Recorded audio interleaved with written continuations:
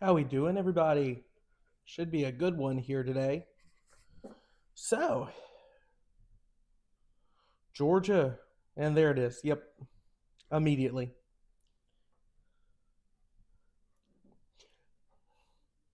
So, Ole Miss will kick. Yeah, trying my best to make the setup at least manageable with um, trying to move and everything out of spot. It's tough. So, Georgia will get the ball to start the game. Ole Miss lines up on the 30 to kick, and we are away as that ball goes out the back of the end zone. Will be 1st and 10 here for the Bulldogs. Gunnar Stockton walking out onto the field. He was pretty good last week. Just I think they said it in the pregame, but he took a lot of hits. Really reminded me of Aaron Murray in that Auburn game in 2010. But he popped right back up. I know I have some Georgia Tech fans in there. I'm really excited to see Stockton and Haynes King on the field together later this year. Stockton in the shotgun. Drops back to pass. He'll find his receiver for a game of about 8. That is Zachariah Branch. So, 2nd down. And about 2 here. Trying a different setup with the scoreboard where it runs off my phone. Now we got it's a handoff, and that will be the 1st down here for Georgia. That is Franklin. Or Brett Franklin. What am I watching? Frazier. I can't talk today. It's been a long day. So here we go. 1st down. Had a shoe malfunction there for a little bit. Gunner under center, 2 tight ends, and now he's going to bring a receiver over. This is going to be a flea flicker. Gunner looks deep. He's got a man open and it's caught. Zachariah Branch. What a play call there by Mike Bobo, and the Dogs are in business early here.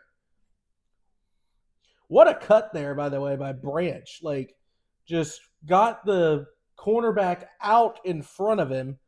And I'm sorry, that is Young, not Branch. I can't see anything today. And Young is hobbling now to the sideline. I'm sure he'll go to the blue tent with the way he's limping. Stockton, deep. He's got a running back to his right. Hands off. And he'll manage to get about 2 or 3. Lucky to even get that. They're going to mark him down actually after 1.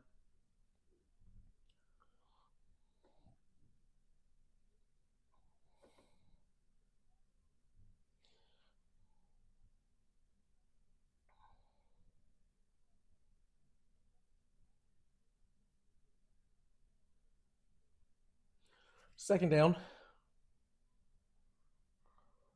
Stockton fakes the handoff, throws.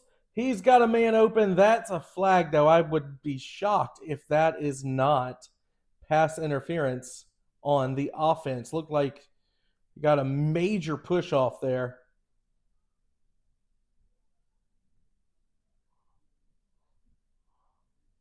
Wait for the call here.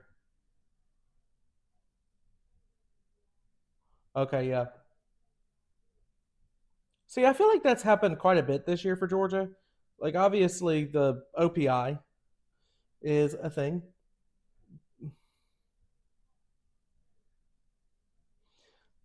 Yes, I know you. I know you love football, Jonah.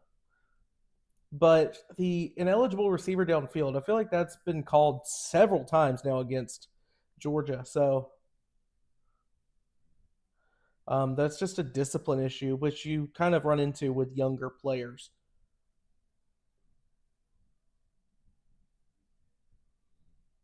Yes, thank you. Call him Whaleman. That's what you need. Check down screen here, and that's just going to be bottled up really well. That's going to be Franklin on the Yes, Franklin on the tackle for Ole Miss. That's going to set up third down and a country mile. Georgia offense has to get all the way to Conyers.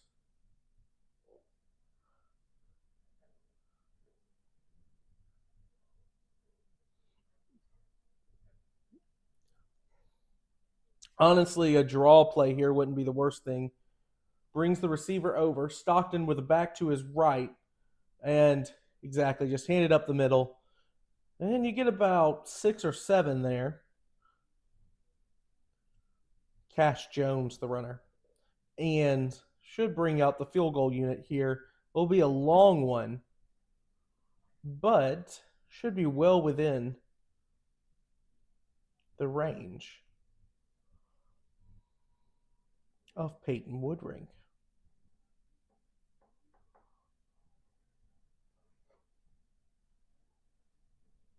"51-yard attempt from the left hash. Woodring, and that ball is right down the middle, right into the All-State hands net, however you want to say it. And that'll be a quick 3-0 lead for the Georgia Bulldogs.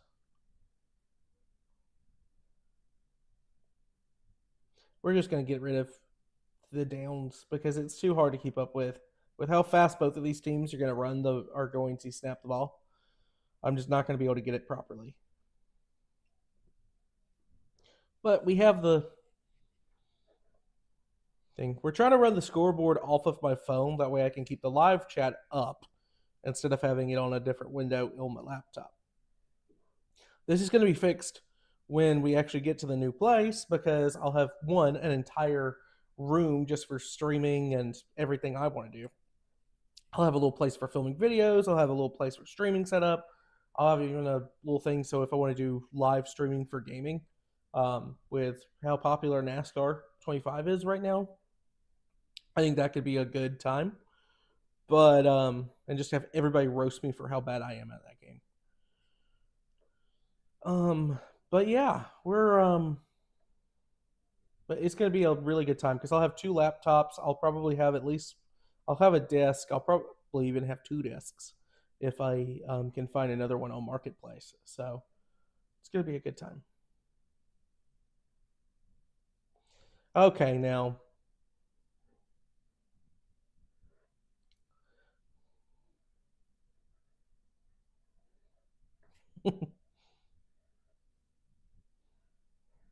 You've never been this competitive before, Jonah. It's really funny. But put a random number next to your name and you have to make it number 1.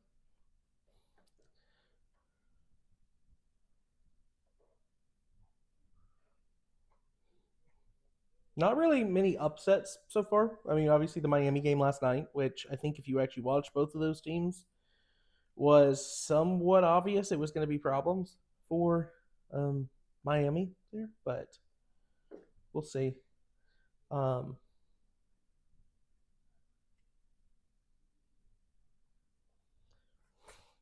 I will say I absolutely hate the current state of college football where it is so many commercials and they're long commercials. Like you have 3 to 4 minute commercials in between, one play in between those. So you have these situations where you're just sitting here.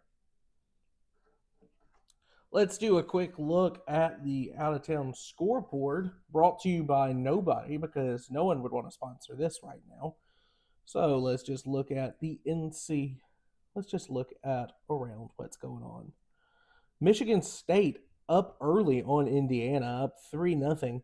That's 5 minutes to go in the first quarter, though. South Carolina trails Oklahoma from Columbia, South Carolina. That's late in the fourth quarter, 24-7 Sooners. Vanderbilt beat LSU today, 31-24, and the Nerds keep rolling there. Minnesota took down 25th ranked Nebraska, so put another one on the upset alert. And of course, we already mentioned Louisville beat Miami last night. So we'll keep that up just to see. And the game is underway. Georgia, and that'll be put right. Oh, they're going to say that rolled out before. it got through the back or through the end zone? Okay. So that's a really bad mistake again by a Georgia place or a Georgia kicking unit that made that same mistake against Auburn last week. So we're going to see.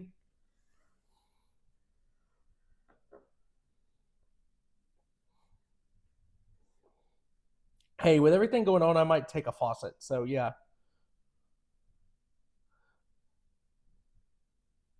Position. So Ole Miss ball.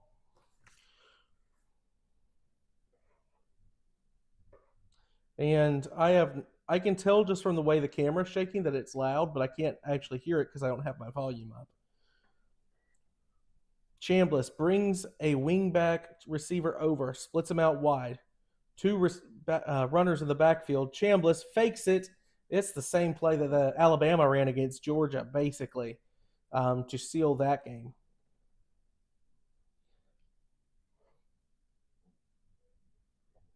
And we're going hurry up here. The Rebels, Chambliss in the shotgun, back to his left. Two receivers up top, one down below. Georgia brings a blitz, play action, and that ball is underthrown by Trinidad Chambliss. Looking around for a flag, none will be thrown. And this is an interesting matchup. They're showing it right now. Charlie Weiss for Ole Miss versus Glenn Schumann. And I got to say, Glenn Schumann, pretty much since that Georgia Tech game last year, has been getting his lunch taken from him every week. So Trinidad tries a bit of a hard count. They're going to check to the sideline here. Oh, interesting. So check to the sideline is the thing. Pressure, can't get him down. Trinidad gets the ball out into the flat. That'll be about 2 yards to set up third down and 8. Ole Miss going fast so far here. It is important for Georgia to get off the field on third down.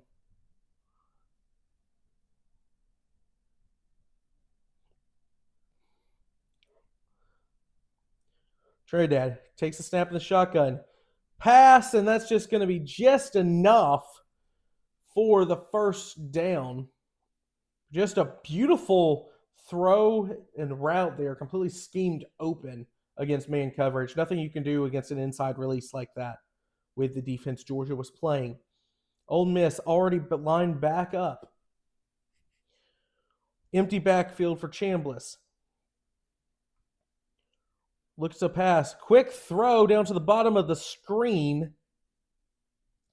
He'll be tackled just before the sticks, but Ole Miss finding matchups they like right now. Bunch formation to the top of the screen. This is going to be a handoff now, finally, and they will get the first down. So Ole Miss moving here on their first possession of the game. 9:05, 9:04, 9:02. Well, I thought I couldn't count for a minute, but that was the ESPN clock. So I will do a sync up here in a second. Chambliss fakes the handoff, looks to the flat. Now he'll throw it downfield, and that's in the hedges. So if he was intending to throw it to the hedges there, he was very successful. He's praying with his mother right now, so I'll give you a time check as soon as we go. I'll clap. It's 8:48. I'll clap when the ball is snapped. Chambliss looks to his right. He'll take a throw and takes 3 Georgia defenders to take down that receiver. And another first down for Ole Miss. Georgia's just playing really, really soft with their corners right now. Like they're fearing a deep shot, which fair. But at some point, you have to put your receivers 2 yards off the ball and say, hey, we brought you here. You got to go play man coverage. Splits a receiver out to the right. Empty backfield now for Chambliss. Now brings a receiver in motion. This is a quarterback draw, and it's effective. 8 yards with a hole that you could drive a Mack truck through. And Chambliss is cooking so far on this opening drive for the Rebels. Receiver to his right, Chambliss Play action. Dart ripped through there, but that will fall incomplete. Nice coverage there on the throw, one-on-one on the outside. Could have thrown the flag there, but there's hand fighting both. Oh, yeah, that's definitely something. That ball probably is not catchable either way, but I don't think a flag would have been unwarranted. And we will take a timeout for an injured player, which I think is probably looks like he's just cramping up or extremely exhausted. I mean, this is Ole Miss has run 12 plays, 13 plays on this drive or so, and they've all been right at pretty much like 6, 7. I'm not doing that intentionally, I swear. They're all about 7 or 8 seconds from place the ball to snap the ball. So very interesting. Georgia up 3-0, went right down the field. Actually had a mostly due to a flea flicker called on the third play of this game. Kind of reminds me of when Georgia played Mississippi State in the second year of the Kirby era. In the second year of the Kirby era, now that the hiccups are gone. And it's been a interesting game so far. So we saw the flea flicker worked to perfection, might I add. And then after that, 2 penalties off an OPI that was going to put Georgia first and goal. They actually declined the offensive pass interference penalty, decided to take an illegal man downfield penalty. That put Georgia all the way back, 2nd and 24. And then that was the end of the drive, basically. Peyton Woodring managed to hit a 51-yard field goal, and that is the only scoring so far in this one. But Ole Miss absolutely driving. Georgia hasn't had an answer. They've only so if I tell it was like, yeah, they're only 1 for 1 on third down, or they've only converted the on third down one time. You would take that. The problem is they've only gotten to third down one time. So, what are you going to do?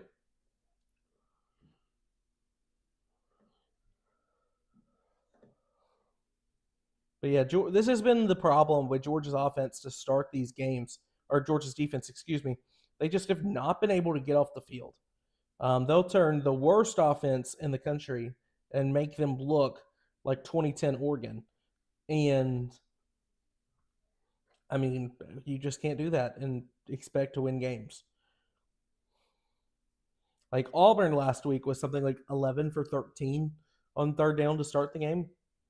And, I mean, Ole Miss is a whole heck of a lot better than the Auburn Tigers. Sorry, Brody. Well, PETA is about to lose their minds now that we see an animal being taken care of, but used as a mascot.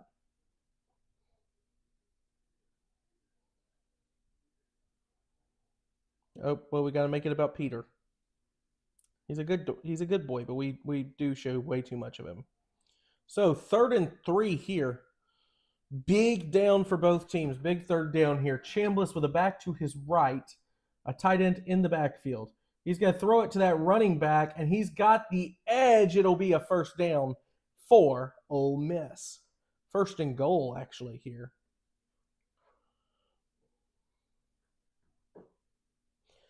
Ole Miss going fast here.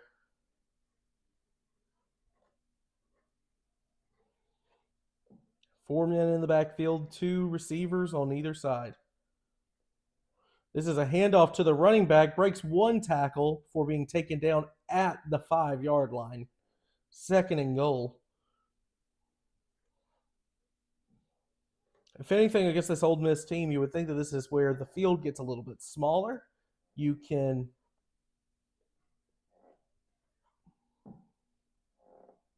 do what you need to do. You don't have to prevent explosives, so you can actually line your cornerbacks up closer to the wide receivers. But Lane Kiffin is a very creative man. you're going to see a lot of things. Play clock going down here. 3, 2. They managed to get it off. This is a fumble, and Trinidad manages to get that back. Honestly, what an effort there by Trinidad Chambliss, because that ball suddenly surrounded by 3 red jerseys after the running back, I guess, just wasn't expecting for Chambliss to pull that back out. And it took a little bit of a lucky bounce to stay in between the 2 red jerseys. But once again, what an effort by Trinidad. And that will preserve 3rd and goal. So 3 wide receivers down to the bottom of the screen, 1 to the top. Running back to the right of Trinidad. He's going to take off running, manages to escape 1 defender, breaks a tackle, and that'll be an Ole Miss touchdown. Flags in the chat, yep. And Trinidad Chambliss. Yes, Sanford can get a new coach. Holy. We were last week. I just said, why don't you just ask Duck? I mean, I don't necessarily like the guy, but at the same time, I think you're Sanford. You're not going to do anything. Lane Kiffin to Sanford, yeah. I'm trying to think realistically who's the best guy. And the kick is up and good. That'll make it 7-0 for Ole Miss.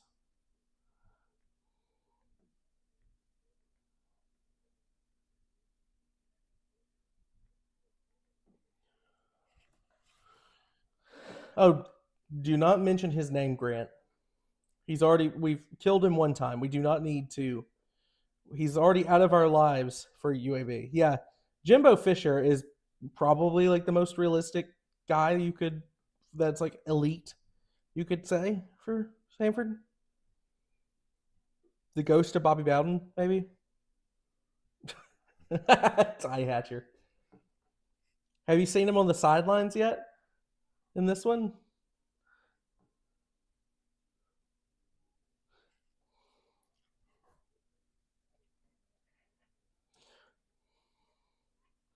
Let's check up on the out-of-town scoreboard here. So far, just kicked off Texas Tech and Arizona State, Memphis and UAB. Ohio State already up 10-0 on Wisconsin. Indiana now pulling ahead of Michigan State, 7-3. That's at the end of the first quarter.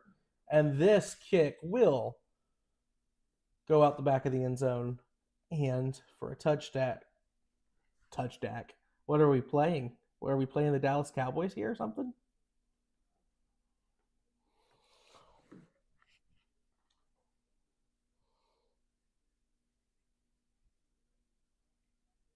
So, Georgia ball.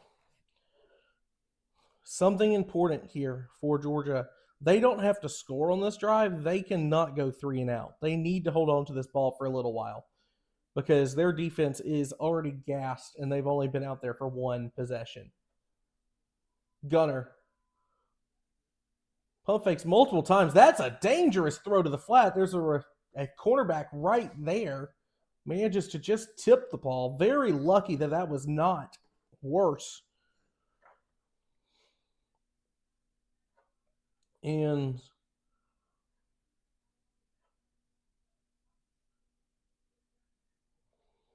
three receivers high, running back to the right of Stockton.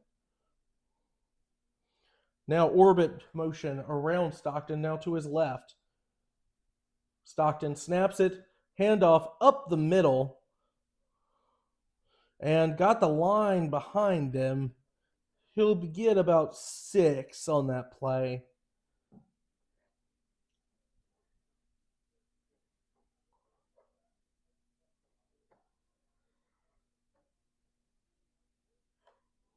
No, seriously, Connor Zilic, probably would be more effective than what we have now for the Homewood Bulldogs.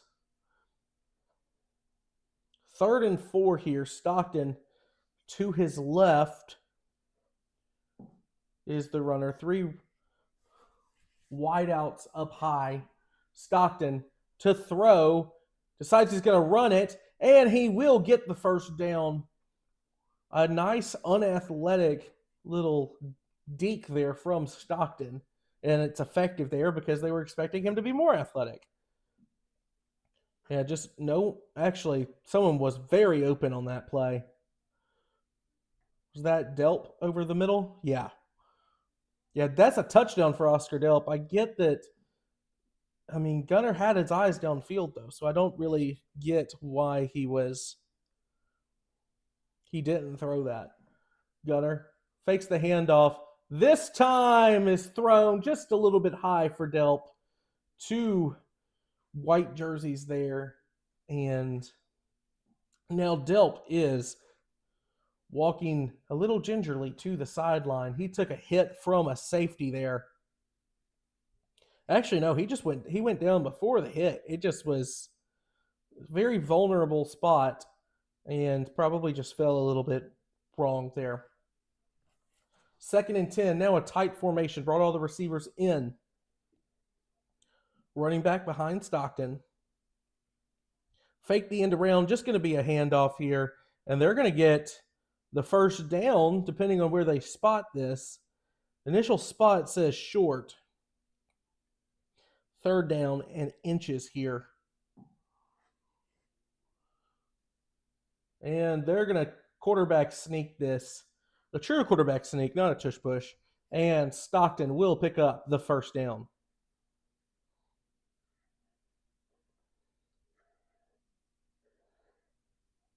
Is Texas off today, Nikolai?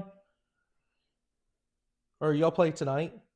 Oh, yeah, y'all play Kentucky tonight. That makes sense.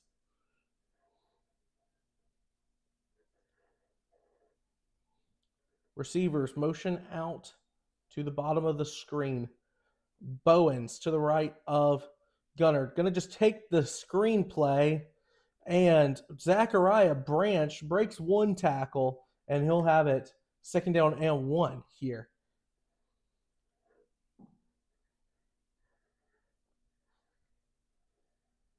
Yeah, I totally forgot that it was that you played Kentucky today.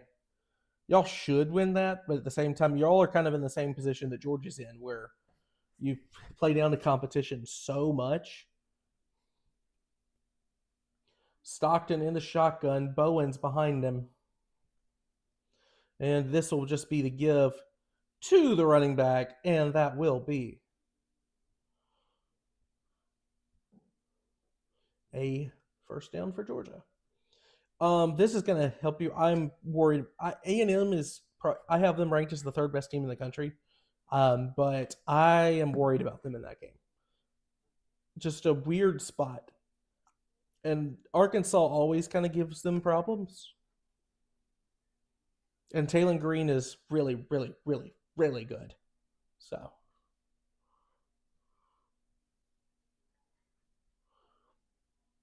Fakes the end around, fakes the play action. Stockton finds his receiver. That. I've got to print. Once I get my printer again, I've got to print these rosters because I can't see who that is. That was offline for Lawson Lucky? Is that who that was? Okay. Because I cannot read the back of these jerseys. Stockton, delayed screen. And that's a horse collar tackle, so that'll be an extra 15 yards piled on top of a 2-yard gain.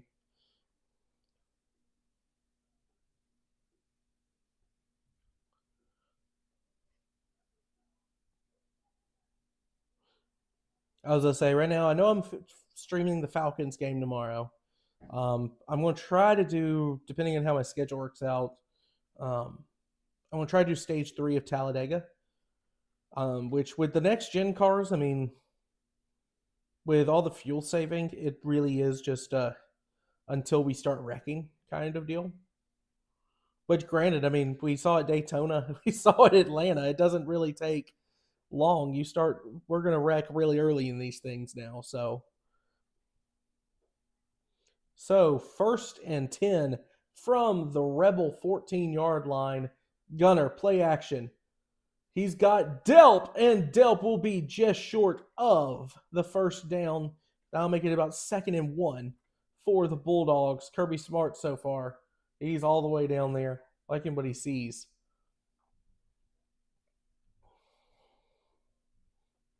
This has been a good drive for Georgia. Desperately need to put 7 on the board. Cup on NBC, F1 on ABC. I mean, it's a possibility for sure. Um, they lost to NHRA last week. Is this a Philly special? No. I mean, that's an interesting play call. A toss into the short side on 2nd and 3. I think there's a decent chance that happens because it's Coda this week, right, for F1. So it's a good time zone matchup.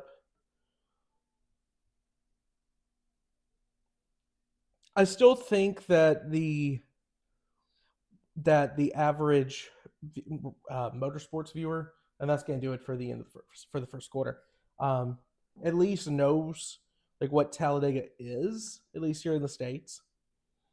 So I think that they are going to go in and at least expect a good race because they associate that with Talladega. They associate Talladega with excitement, but I think it's going to be close. I do think the new deal that F1 made to be um, Apple Apple Plus, Apple TV Plus only, that's going to go very poorly for them.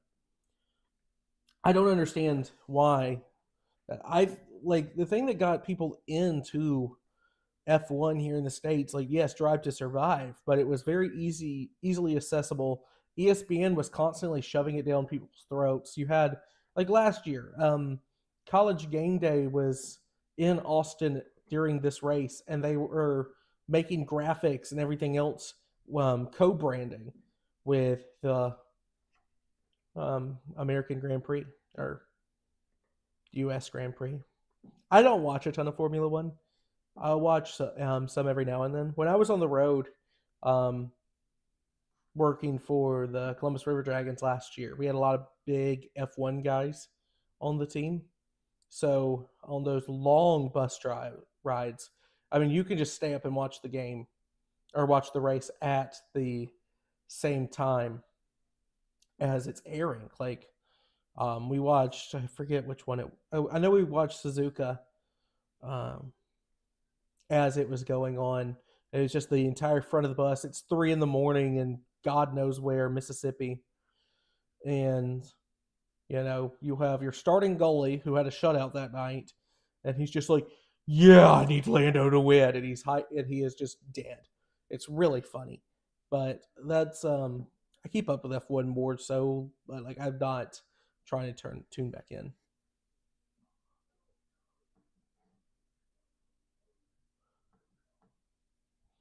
I think F1's making eerily the same mistakes that NASCAR did 20 years ago, at least in the states. Like they've got their market share completely. Like who else is competing with Formula One abroad? I mean, you got to look at its other FIA kind of series. I mean, the like WEC maybe a little bit, but like endurance racing is a whole other beast than Formula One.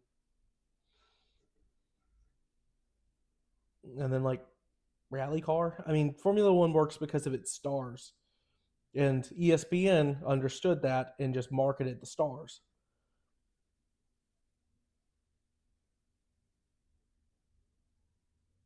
Like, I wish that NASCAR, like, I know what Fox did with IndyCar, and yeah, MotoGP. I was forgetting about that. MotoGP is big abroad, but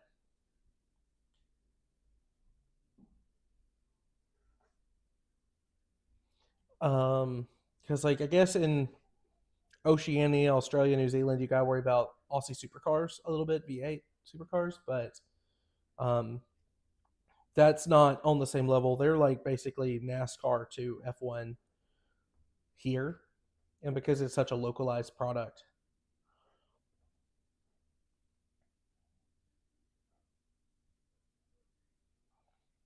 So 3rd and 8 here as we get back into play. Two receivers up top. Stockton surrounded by running backs, and now he's going to send, and now it's a screen and go, and that is a wide open touchdown. Oscar Delp with not a blue helmet in sight. Touchdown, Georgia. And that'll make it 9-3, barring the Peyton Woodring extra point.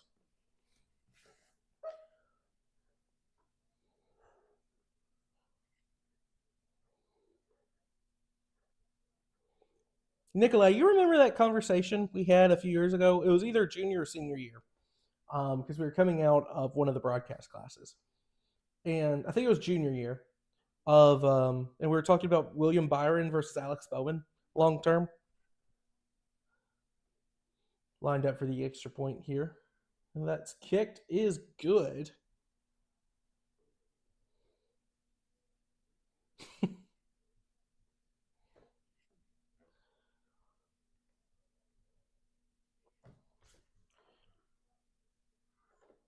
We've got, so that's, I guess, where it helps out when Bobo calls almost solely screenplays, is when you run a screen and go. It is very effective. I am stupid. That is not Oscar Delp. That is Lawson Lucky. Well, we were just debating, like, we were debating, like, some of these, like, younger guys at the time. It was Byron, Bowman, Blaney,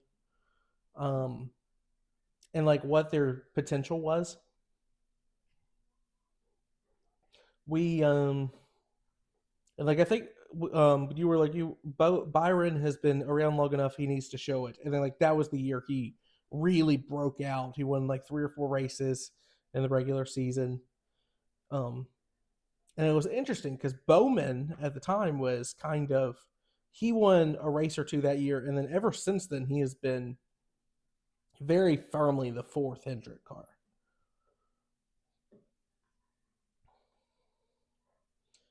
I was just thinking back to that conversation the other day, and I was like, yeah, we're going to have all these talks next season of who Hendrick can put in that 4th car.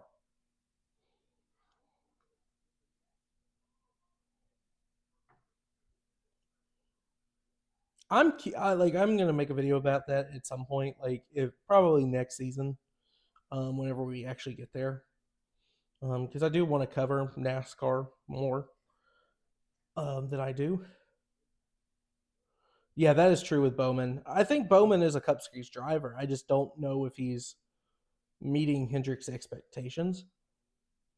I wonder if they go very young, because I wonder if they are starting to get a little bit concerned about Larson retiring early.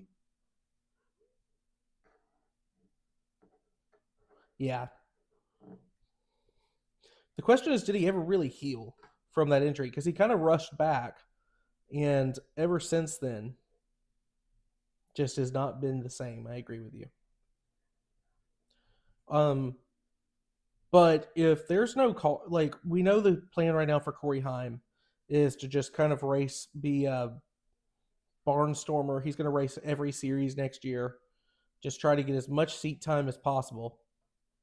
Yeah, I was going to say, because poaching Zilich is the thing that everyone's going to talk about. Could they poach Heim, like, for his real rookie season? Could they just go to Corey Heim and be like, look, yeah, Toyota is your Toyota guy, your 2311 guy, but look, they don't care about you. They're putting Riley Herbst in a seat over you. When you come to Hendrick, you don't have to worry about money. Like, we just want the best drivers possible. And you got to sit down here and you're going to learn from William Byron, Chase Elliott, and Kyle Larson. You will be a champion if you stick to it. Like, I don't know if that's something they would, or that Toyota would allow them to do. Like, I don't know if they just would immediately get Heim a full-time Cup ride at that point just to avoid it, but I don't know. It's a travesty that he's not going to be full-time next year.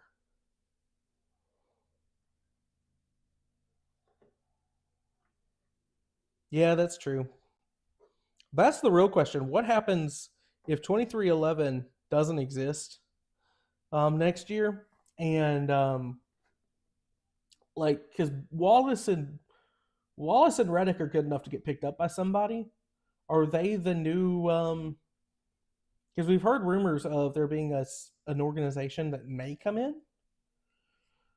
That's different because or NASCAR could just be using that as a threat. That's always a possibility.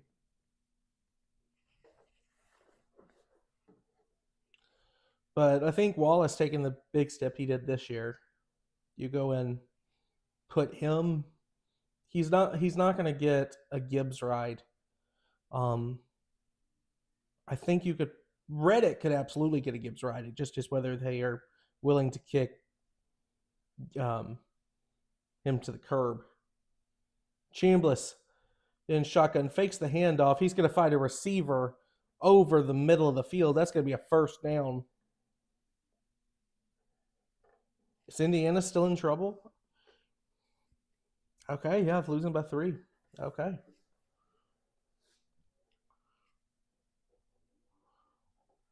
Try to add empty backfield. Quick throw up the seam, and he's just missing it on a slightly different page from his receiver there. It looked like he wanted a comeback, and we're not quite on the same page for it. Yeah, interesting thing for Indiana there.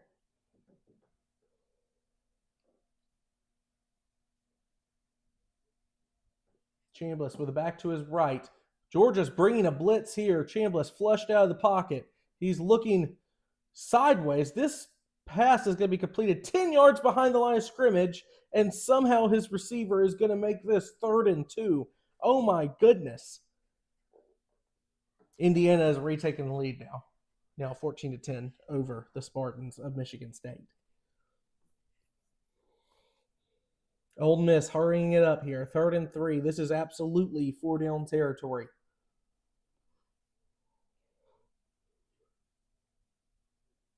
Now taking their time, getting the formation they want. 2 receivers up high.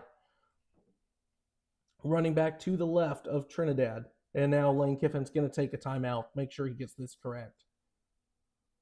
So that'll be the first timeout for either team in this game.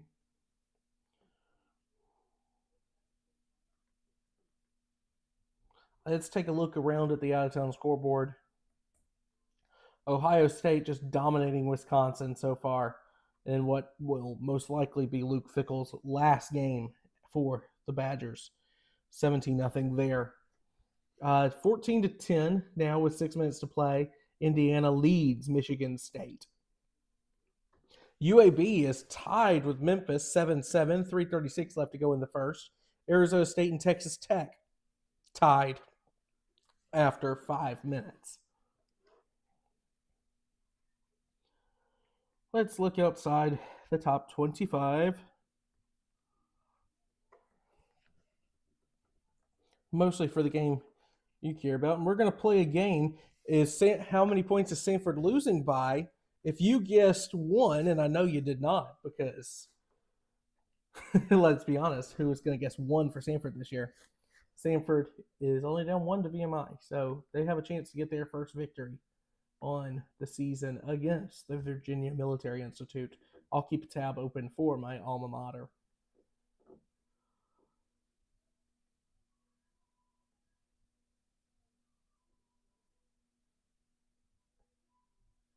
Yeah, 1. It's insane. If Sanford finds a way to win that game, can we rush the opposing field? Problem is, at this point, I don't want them to win. I want them to lose so they will actually fire Hatcher. Because Hatcher should have been fired several years ago. Ah, okay. Yeah, that makes sense. That makes so much more sense. Mississippi State, you said. Let's take a look at that one. Okay, yeah, already up 7-0 on Florida. Florida's a dead team, I think. VMI pulling a VMI is not all that surprising.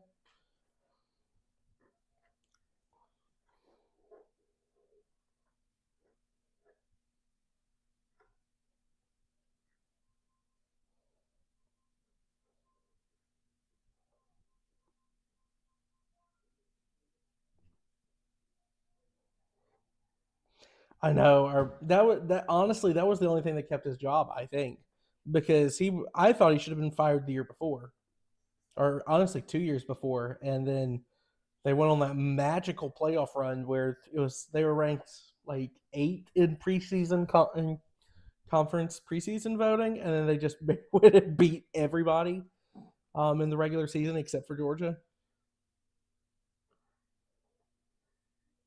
I agree. Yeah.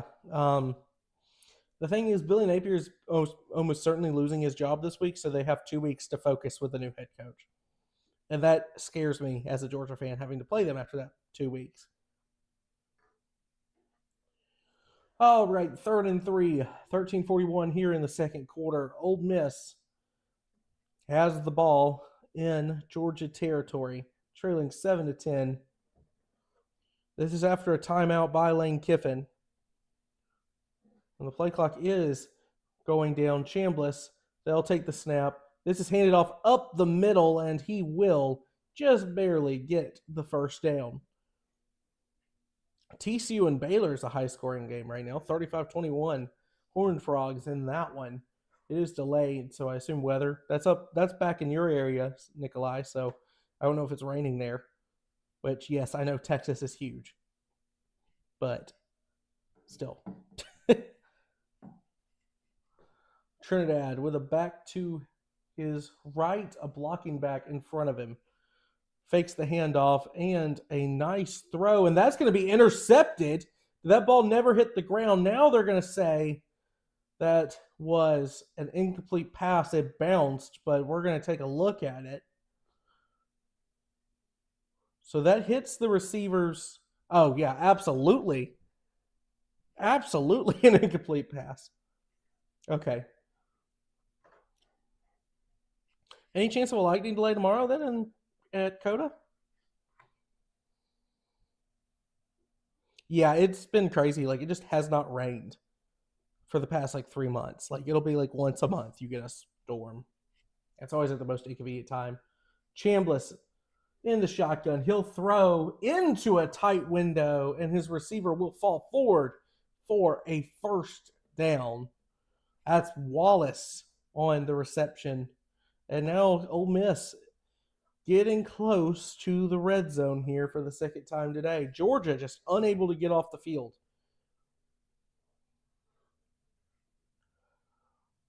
4 receivers. Running back to the left of Trinidad. Speed option running out. And this is going to be contained well by Georgia. Lucky to only lose 1 yard on that one. Okay, gotcha.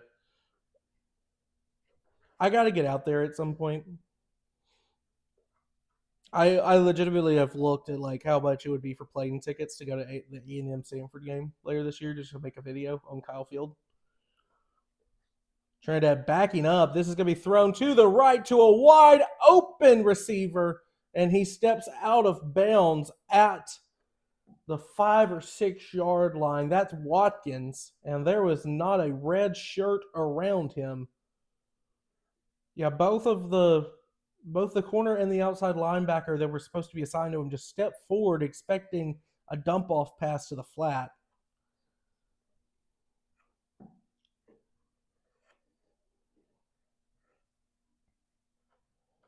Interesting formation here. You got 2 blocking backs ahead of Chambliss and the running back. This is going to be handed off, and that is going to be no signal yet. They're going to mark him down on the 1 foot line, maybe 1 inch line. I mean, this is a very close. Okay, yeah, he's down.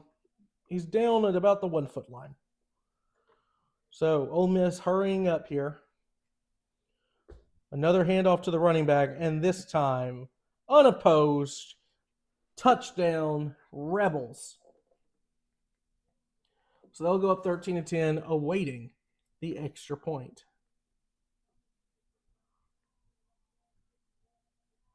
Kawan Lacey.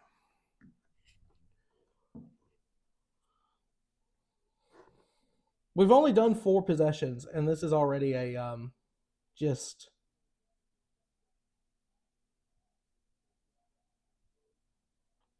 a crazy game. No one is stopping anybody.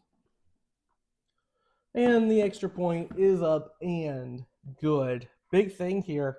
It's 10:53 to play, but Ole Miss gets the ball at half, so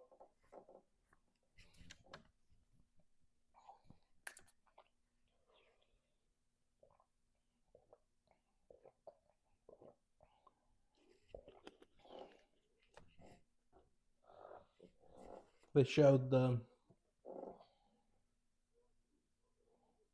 basketball goal for touchdowns.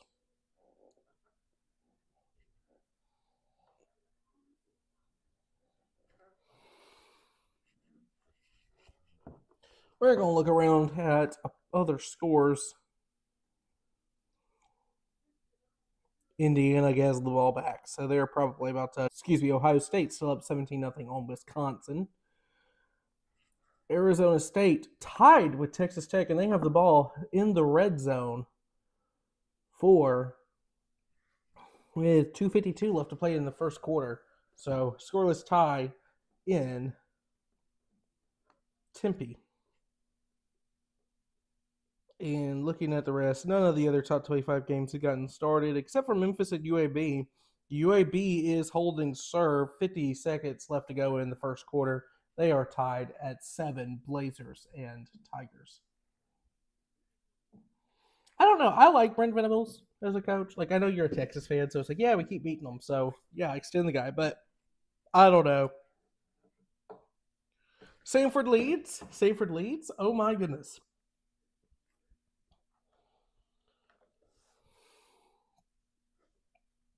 Google has not updated that one. So we will see.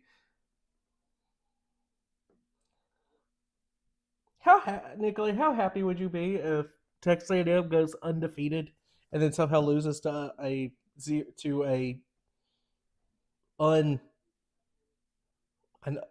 what would even be the term? A winless? Yeah, winless Samford team.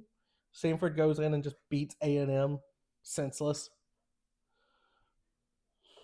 right before Texas plays them.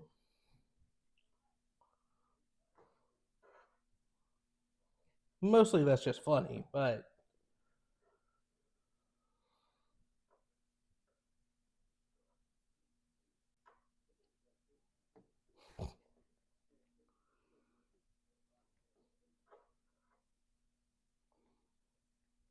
as a Samford alum, though, I'm ready for. Let me check OBS.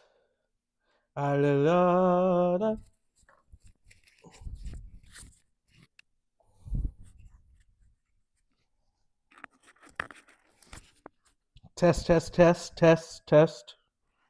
that should be better. Just moving the location.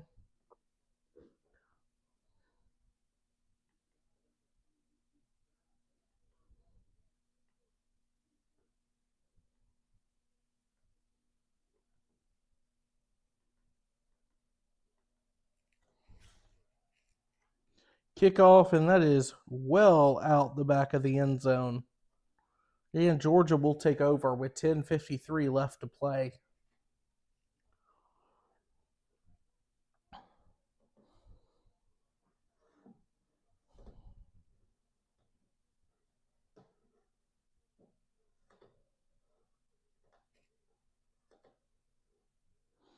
So this is typically when the Georgia defense actually manages to make some adjustments. So we'll see what comes about it now.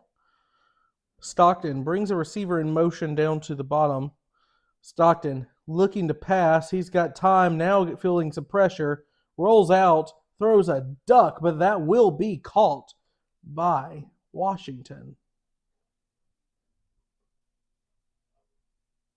It's 1st and 10.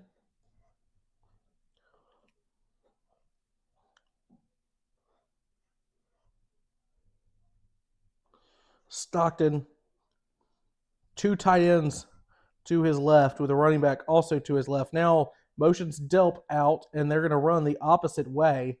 That's bottled up pretty well. Lucky to get 3 yards out of it. 2nd down and 7 here.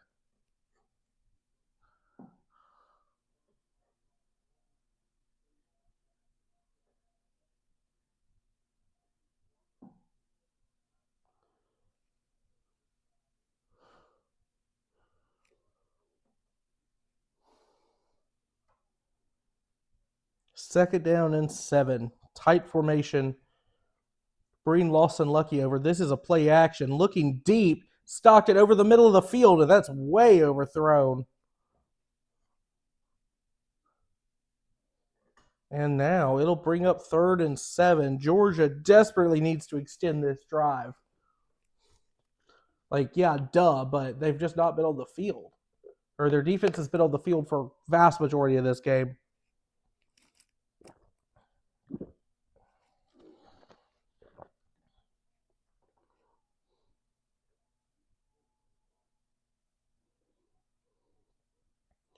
This is going to be a handoff up the middle, and the C's part, and that'll be a 1st down and more.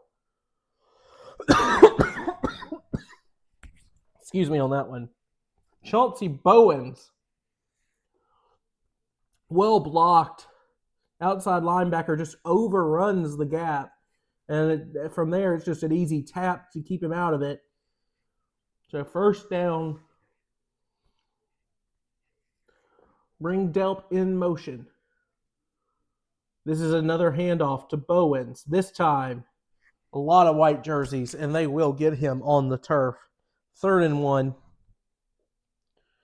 Or not 3rd and 1, excuse me. He loss of 1. 2nd down at 11 here.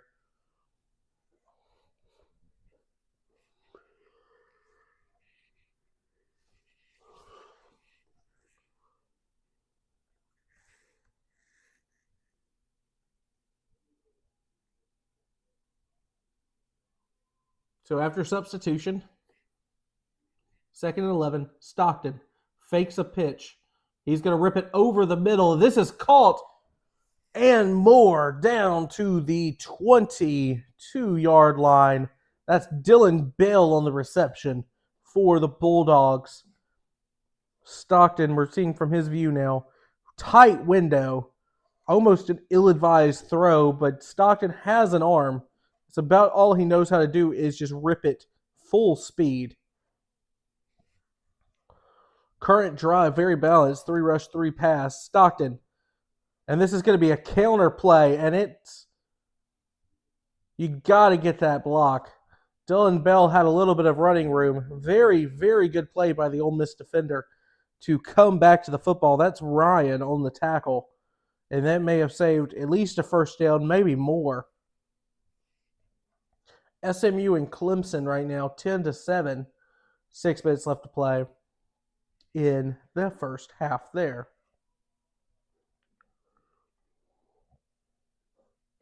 Second down and 8. Fake the handoff. Stockton dinks a defender, and he will score all the way in. Gunner Stockton from 22 yards out will give the Georgia Bulldogs another lead in this game.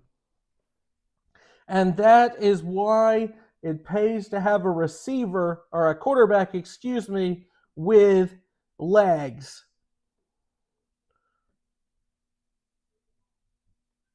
Kiffin is absolutely pissed.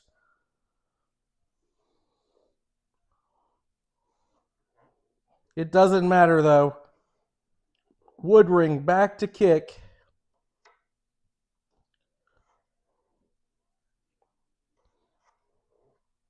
And Georgia takes the 3-point lead with 7:13 left to play here in the 1st half. We're going to take another look at the touchdown. A blitz assignment here from the backer. And number 1 just loses Stockton. Just takes he basically just got out of his way.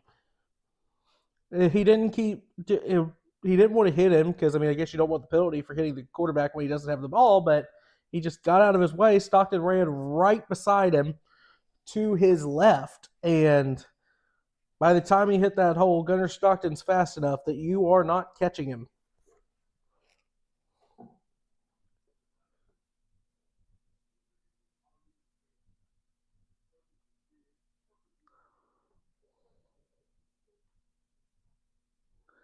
So, we've got an interesting game. The defenses have yet to make a stop. either one. The closest thing we've had to a stop was Georgia having to settle for 3 after they basically did it to themselves with penalties.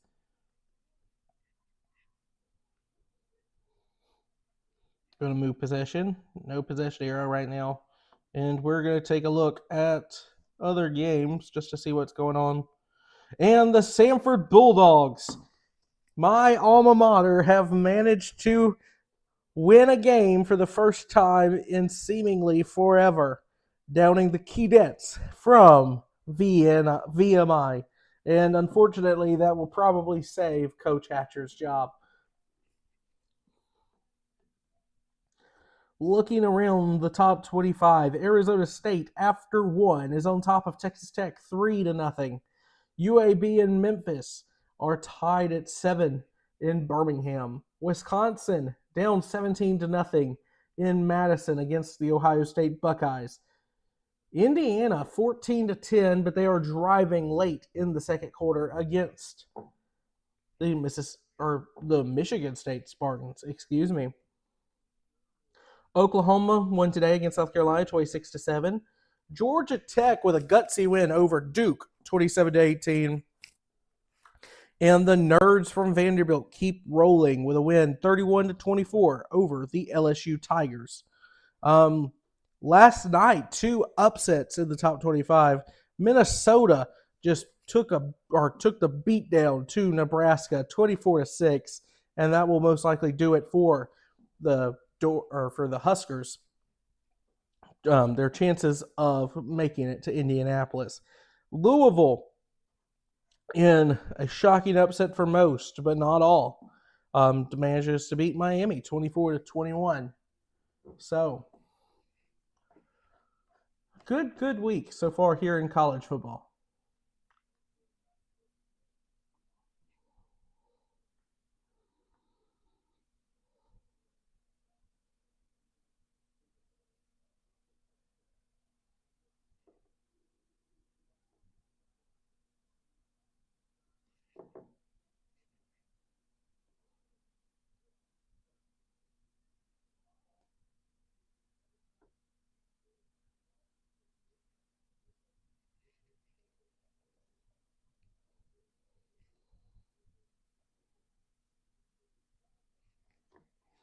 So, Ole Miss now has the football. 1st and 10 from their own 25-yard line. Nope, can't go into OBS. Need to go into the scoreboard. Give the ball to the Rebels. There we go. Cool. Trinidad in the shotgun. Back to his right. He's going to bring a tight end over. This will be a handoff. No, it's a play-action pass to a running back he brought over, and now Georgia cannot get him on the ground. What should have been at most a gain of 1 or 2 is now a first down for Ole Miss. Georgia just unable to get the Rebels on the ground so far here in this one.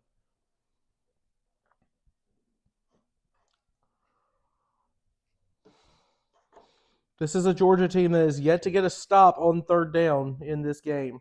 Trinidad back to his left.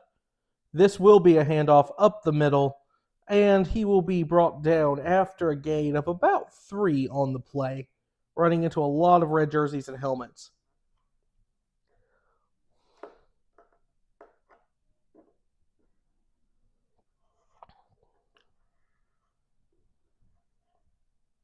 Once again, Chambliss now will bring a receiver over, fake the handoff to the running back, and throw to a wide open receiver because the corner is playing very soft on the outside. He's playing 15 yards off of the receiver here. And, Lane Kiffin's just going to take that all day. Lane Kiffin just said, look, if he's lined up way off from you, just run a comeback route. And it seems to be working so far for Ole Miss. Chambliss, he's going to take a shot, and this ball will be deflected away. This will bring up 2nd down and 10 for the Rebels.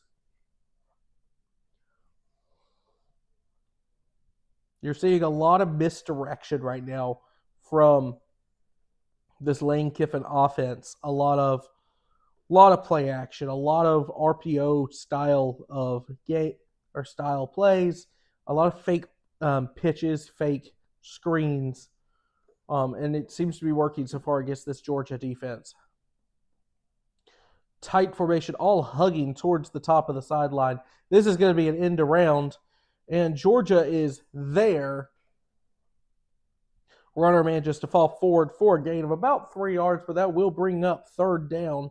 We are in a bit of no man's land here, though, so this is probably 4-down territory for the Rebels.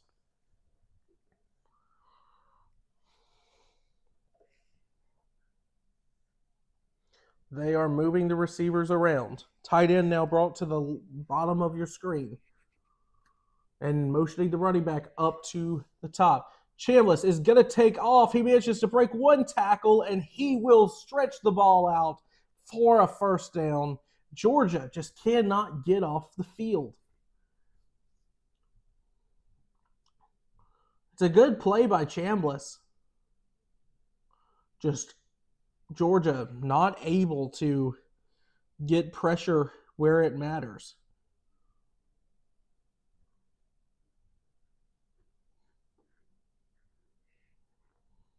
Chambliss, shotgun. He'll throw early. Georgia playing a lot of zone coverage right now. And once again, just a nice little check down route. Then scurry forward for 4 yards and you have a first down.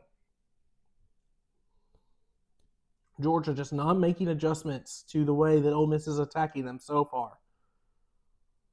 Bringing a blitz, and that is completely contained by the Ole Miss offensive line. The pass is broken up, but there will be laundry on the field.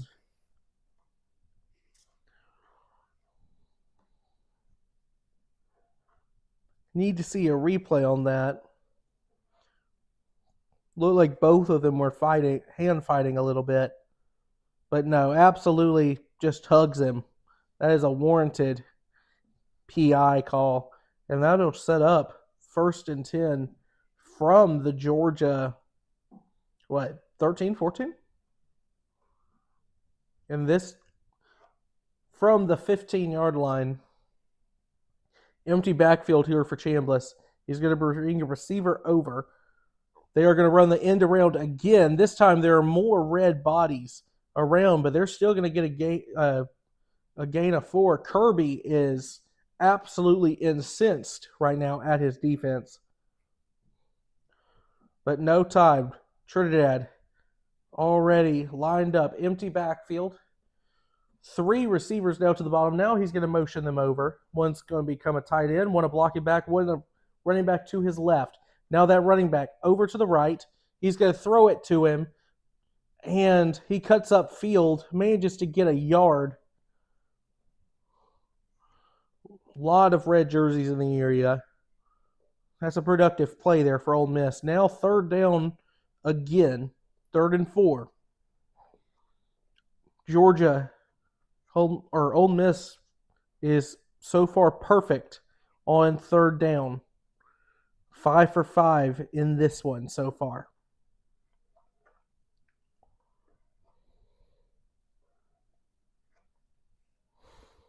Georgia substitutes.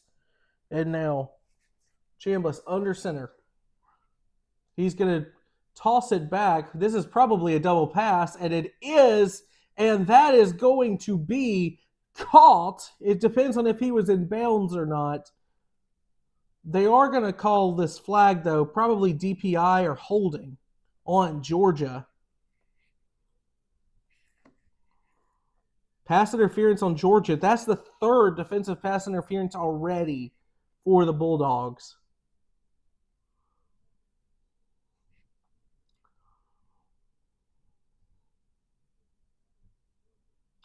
I don't understand that being called pass interference. Yeah, that's a weird call. The other 2 made sense to me. That one is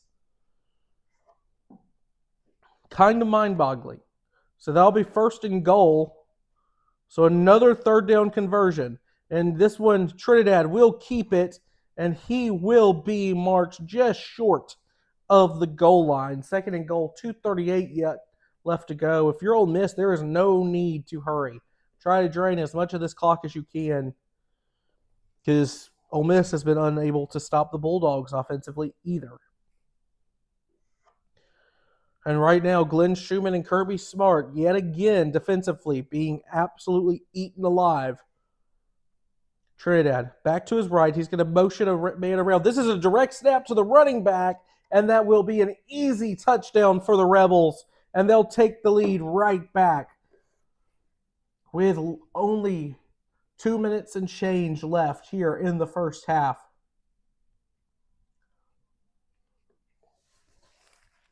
Kawan Lacey for his second touchdown of the game.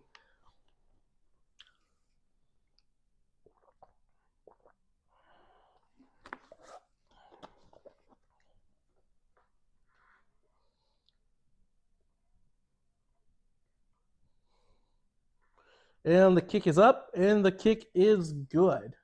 So that's going to make it 21-17 in favor of the Ole Miss Rebels.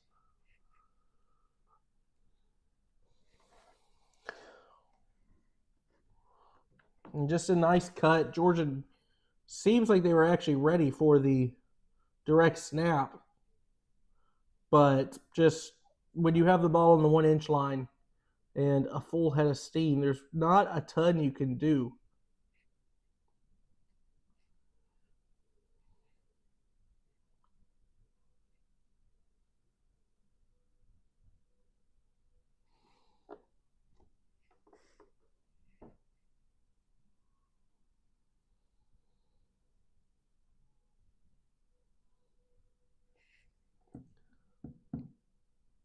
It's 21-17. 2:10 left to play. So you have 3 timeouts and the 2-minute warning for Georgia if you're Georgia to work with. But very important here, you do not, if you have to convert this, because if you kick the ball back to Ole Miss, they have a real chance to start gapping you here.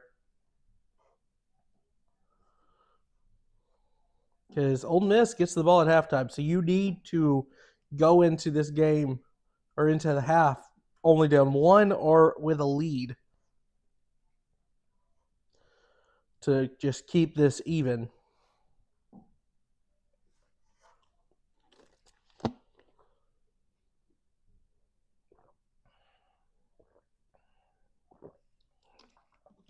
Gonna have to get another 1 or 2 or 3 here in a minute. Stockton back to his right. He's gonna hand off. This is Bowens, and Bowens takes a hit over the middle after a gain of about 5. Excuse me, that's Frazier. And 2 minutes to go now as we hit the 2-minute timeout.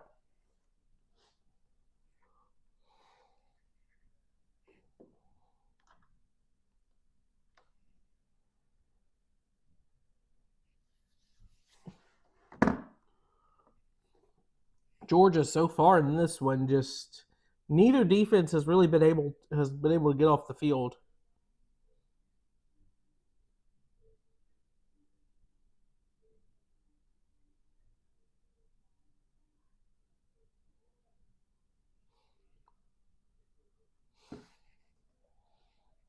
I assume we're talking about Texas Tech here. Let's look at the Odd scoreboard. Texas Tech down 6-0. They are driving though. They have the ball in the Arizona State territory. UAB leads the Tigers from Memphis 10-7 at Protective Stadium in Birmingham, Alabama.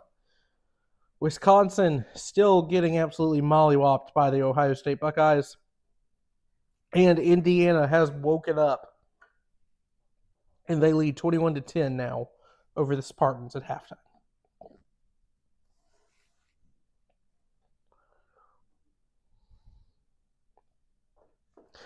I'm just looking at Twitter at the moment just to see if something else has happened.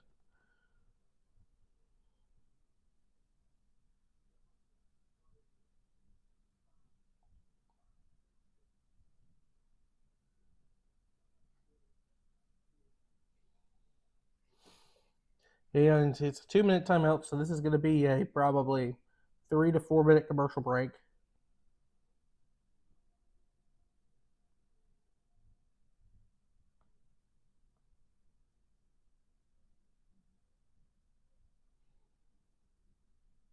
Yeah, 17-0 for Wisconsin here is almost a win.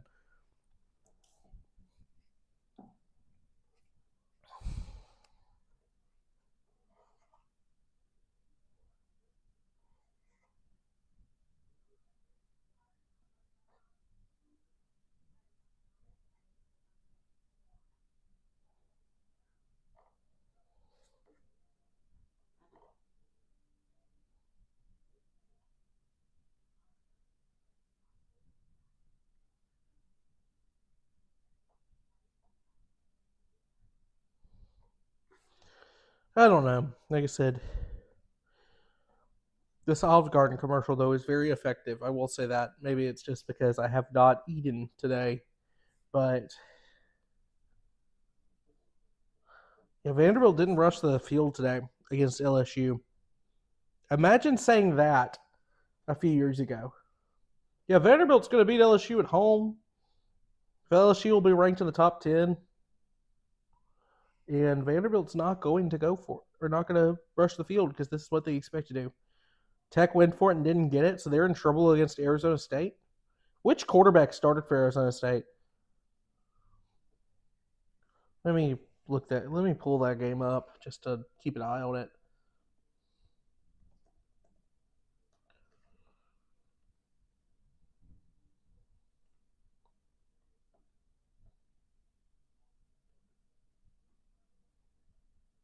So Sam Levitt did get the start for Arizona State for the Sun Devils. Okay. Play action, and this is going to be dumped off. That is Oscar Delp, and he'll get the first down and a lot more for Georgia. I don't know. I think a lot of what, yeah, Levitt got the start. I think the problem with Vandy is they have to have Alabama lose 2 games in SEC play, and I think Bama's going to lose 1. I just don't know if they're going to lose 2 with their remaining schedule. Like, who's going to ding them? Auburn? Shotgun snap. This is going to be headed off. Is that Bowens or is that Frazier? That's Frazier who gets the call. Minute 45. Georgia's got plenty of time. They've got 3 timeouts here. Right now, I have A&M and I guess Bama. Though I took Bama to win tonight, but I think that game's going to get freaky.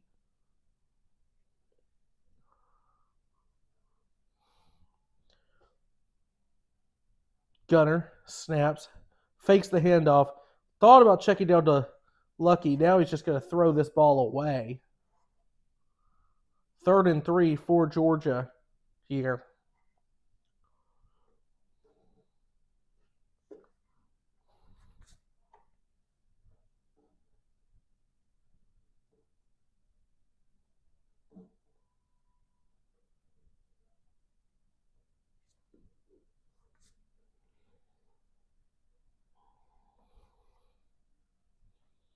So 3rd and 3. Stockton, Cash Jones to his left, steps up in the pocket. Now he's scrambling to his right. He's going to check this down to Bowens. Or is that's Zachariah Branch? Excuse me. I see the B and I see nothing else. Yeah, and that's definitely a catch. So 1st down. Well, I had A&M in the playoff before the year started. I thought that they were just a really, really hard-nosed team that with everyone kind of playing more too high safety look and sort of like trying to stop the pass, that they were going to have a really good time of just running it down people's throats. And Marcel Reed was very capable of punishing teams that only wanted to stop the run. Now we've got an injured lineman, and you can see in the background there, yeah, it just gets rolled up on a little bit, maybe. He's up, though. That's Monroe Freeling. There's been a lot of injuries to the offensive line so far this year for Georgia.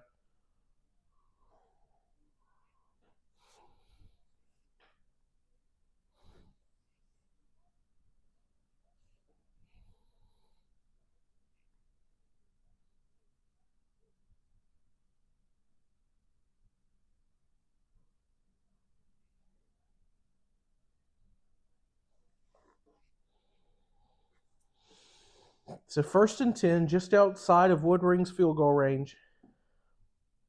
This is going to be a handoff here. And they will get into field goal range, but not much else. That's Bowens on the carry for Georgia. And Georgia will take their first timeout here to stop the clock. So they're in a pretty good position.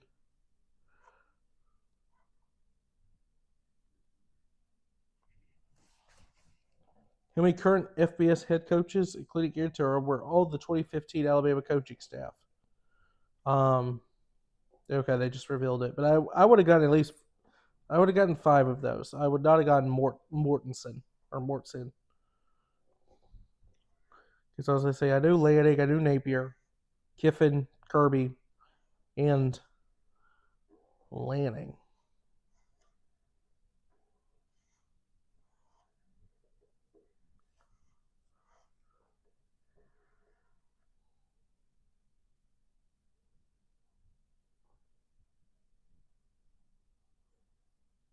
So 2nd and 7 here. Georgia, he's got Lucky kind of to his right, a running back to his left, brings a receiver in motion. This is going to be handed off to Frazier, and he will get close to that first down marker, probably about 2 yards short. Georgia needs to hurry up here. The clock is steadily running down. 3rd down and 4. Stockton, here's the snap. Throws over the middle of the field. He'll find Lawson Lucky for a first down. And 35 seconds ago, clock stopped momentarily for the chains to be moved. Georgia is ready to snap the ball. 34, 33, 32. Losing time now. Stockton snaps the ball. Throw to the sidelines to Branch. That's called for about a 3-yard gain, but more importantly, stops the clock. So 24 seconds left to play. 2nd down and 4, or 2nd down and 6, 7. 6, 7, 7. Okay, cool.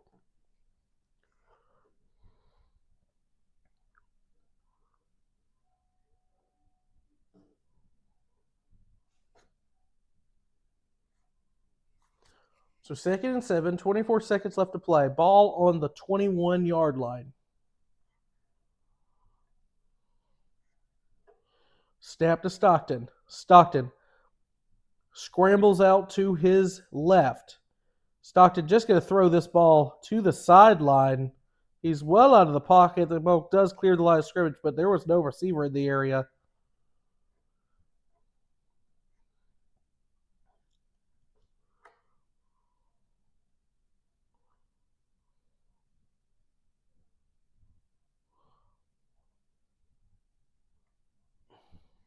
Yeah, Stockton had a receiver open in the corner of the end zone. Just saw him too late. So 3rd and 7 here. And he has been a much better quarterback on 3rd and 4th down. That's the thing. I feel like Stockton, this is a quarterback draw. What in the world is that play call? And that'll bring up 4th down. So will just bring us into a field goal situation. Kiffin's very happy about that. And Georgia is going to send out Peyton Woodring to kick this one and send us in to halftime.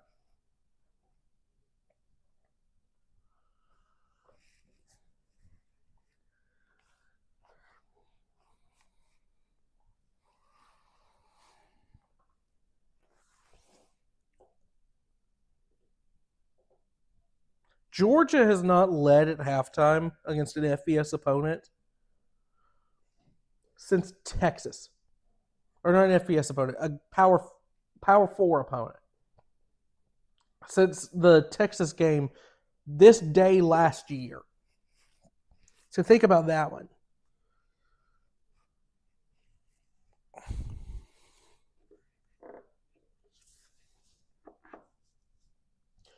Kiffin is going to play his games here. He's going to call a timeout, see if he can ice Woodring.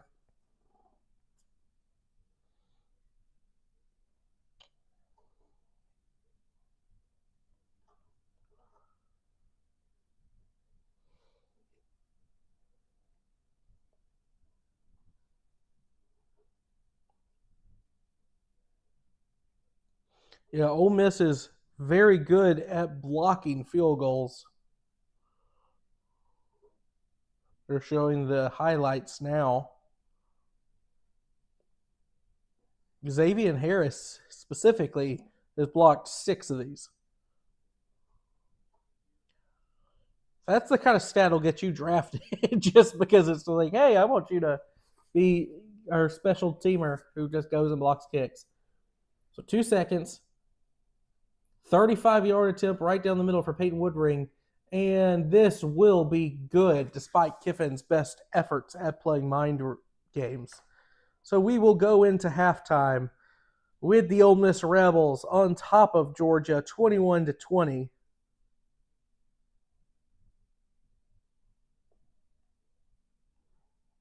And after halftime, it will be Ole Miss ball. So I am going to go get a drink of water and everything. Oh, hi, Jack. Thank you. Yeah, this defense, both defenses right now look in just terrible. Ole Miss has gotten 2 stops to just force field goals, but yeah, it's been a interesting kind of game.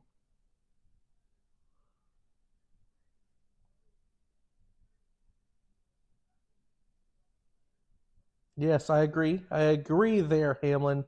I want the best for your driver. I am desperately wanting to see Hamlin win that championship. If anyone in the garage deserves it, it is him. But yes.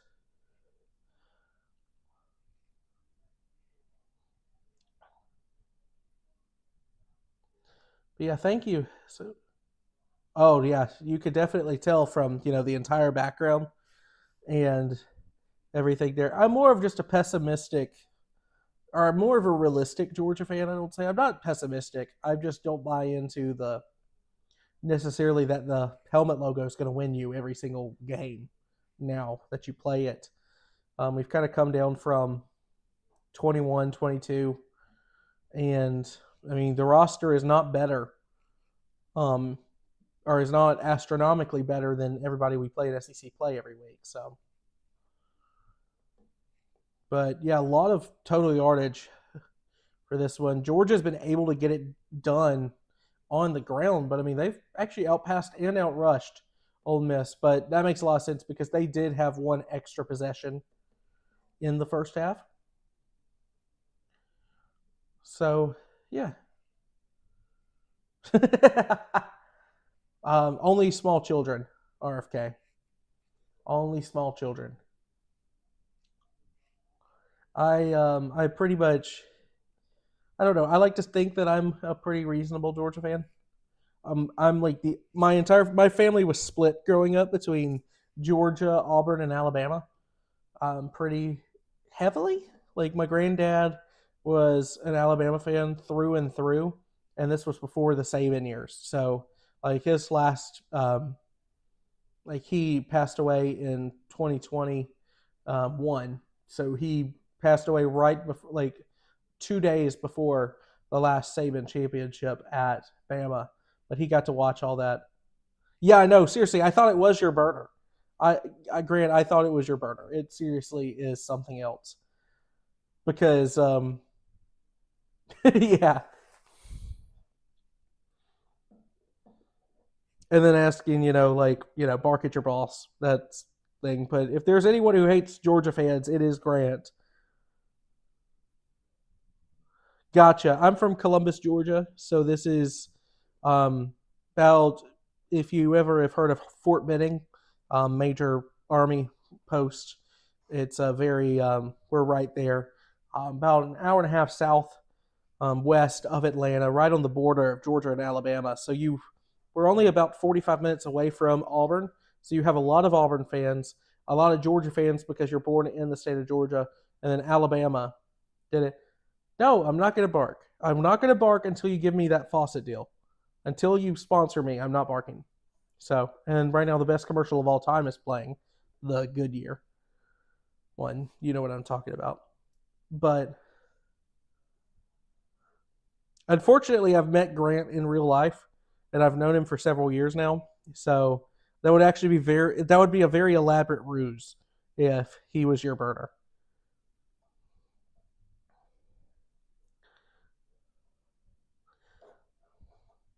But yeah, it's been a good time. I've Georgia right now cannot get off the field to save their life. Ole Miss has not gotten off the field either, at least without allowing points. So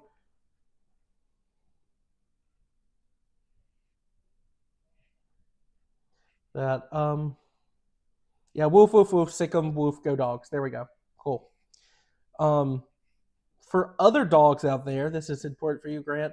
Samford, our alma mater, first win of the season. Unfortunately, they did choke a 2-touchdown lead to just barely win that game, and that will probably keep Chris Hatcher in a job for, another decade. So that's unfortunate. Let's take a look around the rest of college football. Texas Tech and Arizona State. Texas Tech just scored to take the lead, and right now, Will Hammond seemed to get the start in the game for Texas Tech. Sam Levitt did for Arizona State. Texas Tech leads now 7-6 with 5:57 left to play in the first half there. So this will be Arizona State ball.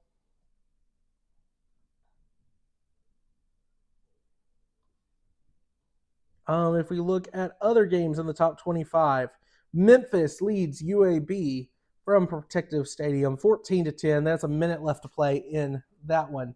Indiana is now delayed, but that game was at half last time I checked. 21-10 over Michigan State. Seems like there's a lot of storms right now in the Midwest and in Texas. Later tonight, of course, we have A&M in Arkansas. That'll be from Jerry's World for 5:30. Texas and Kentucky will face off tonight at 7 o'clock from Lexington. The third Saturday in October will play once again on the third Saturday in October. This time from Tuscaloosa, 11 Tennessee, number 6 Alabama. South Florida, Florida Atlantic is an interesting game in the American. That's a 7:30 game tonight. USC Notre Dame is 7:30. USC going into South Bend. I picked them to win that game outright. Missouri goes into Jordan-Hare Stadium, and that may be the last hope for Hugh Freeze to keep his job. And as a Georgia fan, please, please, please win that game, Hugh Freeze, because if you are, I felt like that game was fairly obvious to be tough for Miami. Nice. You going to the UK Texas game tonight? Well, I hope you see a whatever result you want to see there. Whether that's a big upset at a field storming or, your big rifle going down. But and then I think my favorite game tonight that I'm most interested in seeing is Utah and BYU, because I think that that's for probably the right to be the second best team in the Big 12 behind Texas Tech, and most likely will put you on the inside track to make it to Dallas. Florida and Mississippi State right now, 10-7 Gators. A few minutes gone in the first quarter. Yeah, Texas to win 72-0. I don't think you're going to get that. I think you're going to be a little bit of a closer game. Um, but you never know. Um, I feel a lot more confident in Texas than I feel about Texas A&M this week. I'll say that. And they're playing, on paper about the same caliber of opponent. Though I do think Arkansas is significantly better than A&M. Or Arkansas is significantly better than Kentucky, excuse me.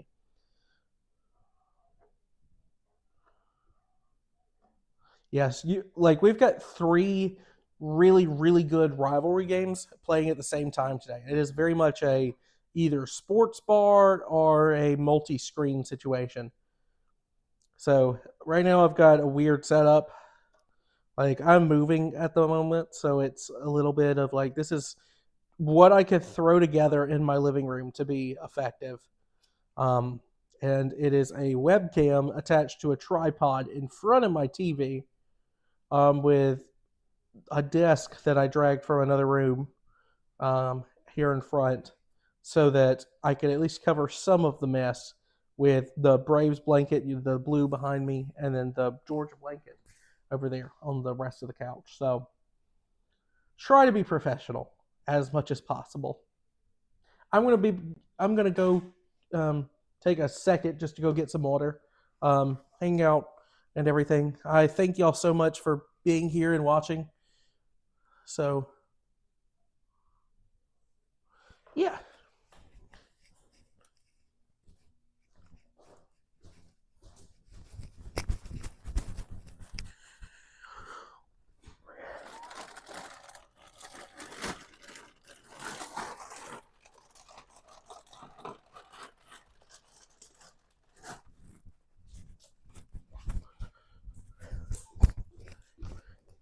Okay, I'm back. I will say, Grant, that was very overwhelming. The quad box. I'm trying my best to drink more water. RFK. It's bad.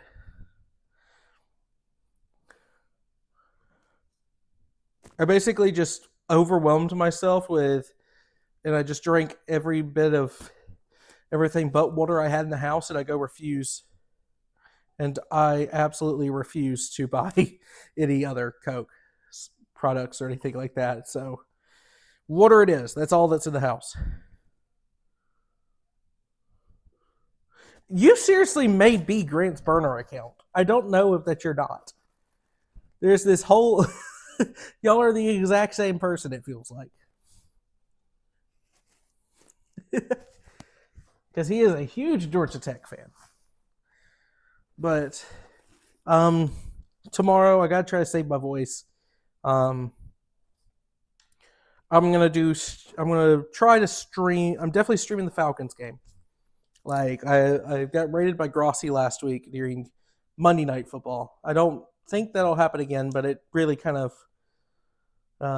it just made me feel better about everything I was doing, like a big shot forward. And I gained a bunch of subscribers and some new people to hang out with from that. And so I'll be doing that. I'm going to try, like I said, I'm busy with moving and everything else going on at the moment, but I'm going to try to do stage 3 of the Talladega race. I already have the thumbnail for that one made. I do have to figure out, again, with OBS, how I want to, how exactly I want to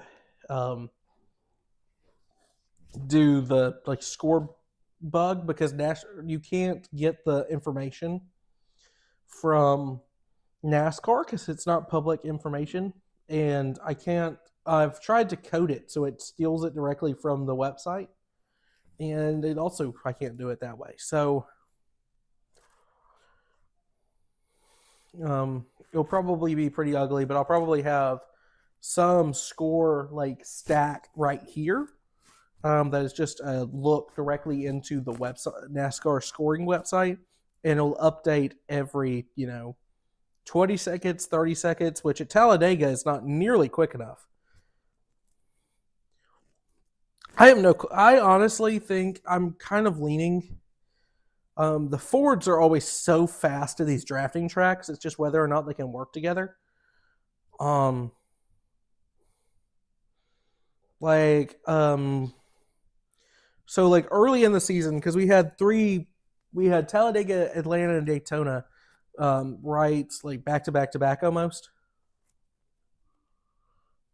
Yeah, I'll probably it's only gonna be like the top 10 to 15 maybe. Um, but I enjoyed calling the Daytona 500 really quickly. And that's kind of the setup I did for that one. I'm gonna say my prediction is I'm trying to think because I genuinely don't think it's a playoff driver who's gonna win this. Um,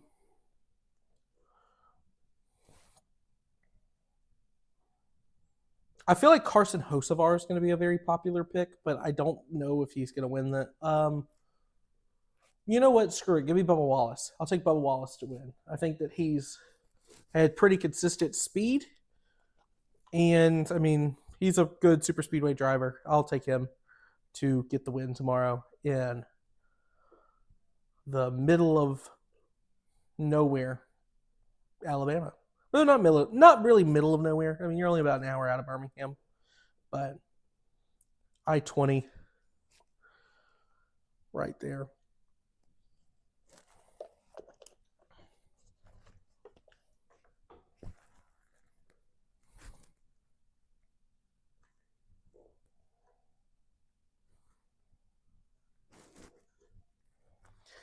So we're still in halftime here from Athens, and you can tell that I am very bad at sitting still. Yeah, I mean, it's mostly of the picks for Talladega, or do I think you can make it to the end? And I think Boa probably will, because I think he'll be up front most of the day. Atlanta Motor Speedway is pretty close to the city. It's like 30 minutes out or so. Um, like you can see the skyline from parts of the grandstands. I drove this year from Columbus, Ohio to Los Angeles, and it's actually crazy the amount of tracks that are just right there on I-70 that are just right outside of a city. So Gateway is right across the river in Illinois from St. Louis. Kansas is right as you cross the bridge from Kansas City, Missouri. Then it's bam is Kansas Raceway. Vegas is like 20 minutes outside. So,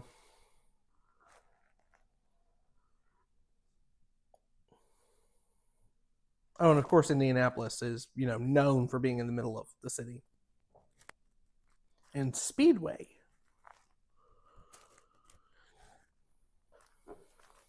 We're just going to take a quick look, real quick, at my Twitter feed.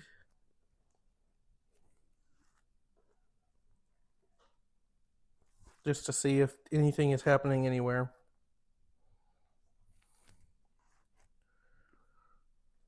Um,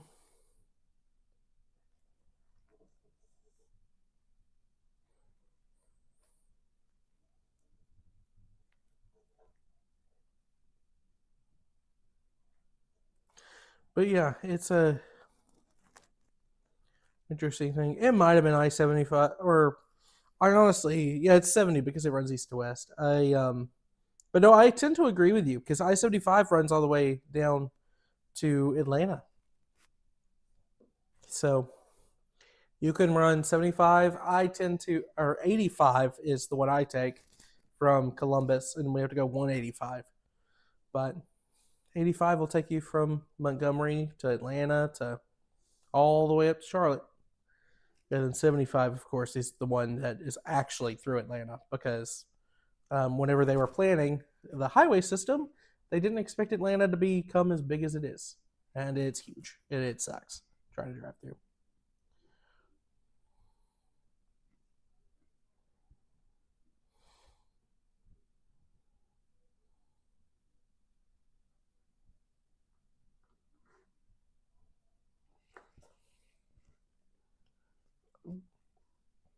We're about to restart this one. Ole Miss will get the ball to start the half. we'll see if there have been adjustments made. I mean, Kirby is a very good coach for second half adjustments. But at the same time, I mean, Glenn Schumann is absolutely getting just his lunch pail handed to him in this one. So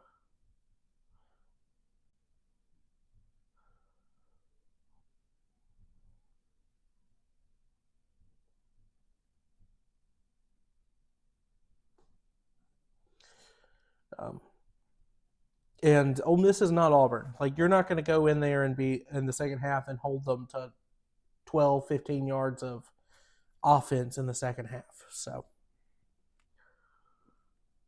I think the biggest adjustment you need to make is you just have to either stop playing zone coverage or you need to play tighter man, because you're not right now they're just looking at a receiver and like, hey, the cornerback is 10 yards off the ball, 15 yards off the ball. So they're just running a 7-yard comeback and then he falls forward for, 4 or 5 more yards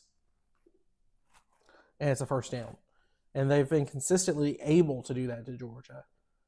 And then there's been a lot of inside release routes for Ole Miss so far. And Trinidad, to give him credit, I mean, he's evaded some pressure from this Georgia defense. There's not been much pressure from Georgia. Which, I mean, to be fair, that's kind of just what they are at this point.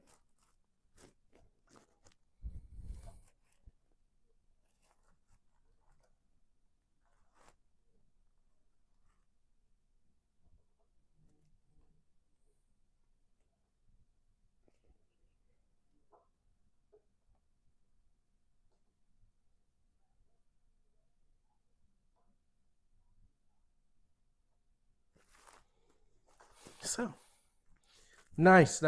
Okay.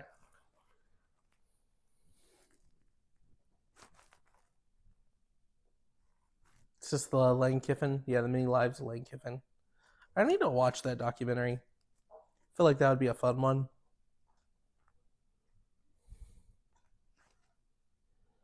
So we are back to playing. We've got pink smoke above Sanford Stadium in Athens.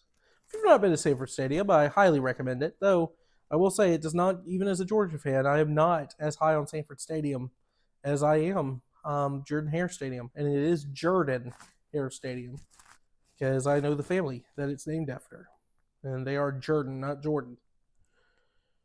Woodring will kick this off, and it will clear the back of the end zone. So this will be Ole Miss ball from the 25. Into the third quarter, change that, and Ole Miss ball. Cool.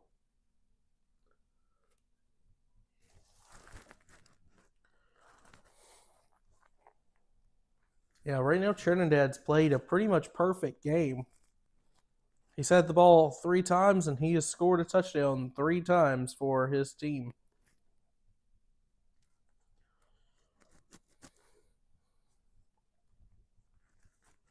Georgia has done at least a good job of.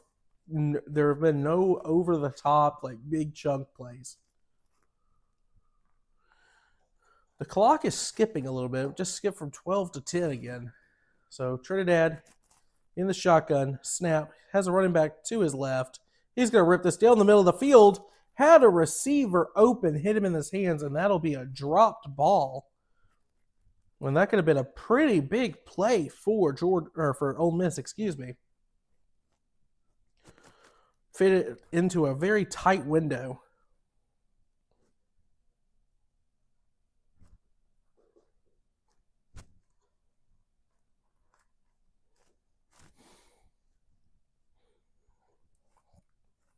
Second down and 10.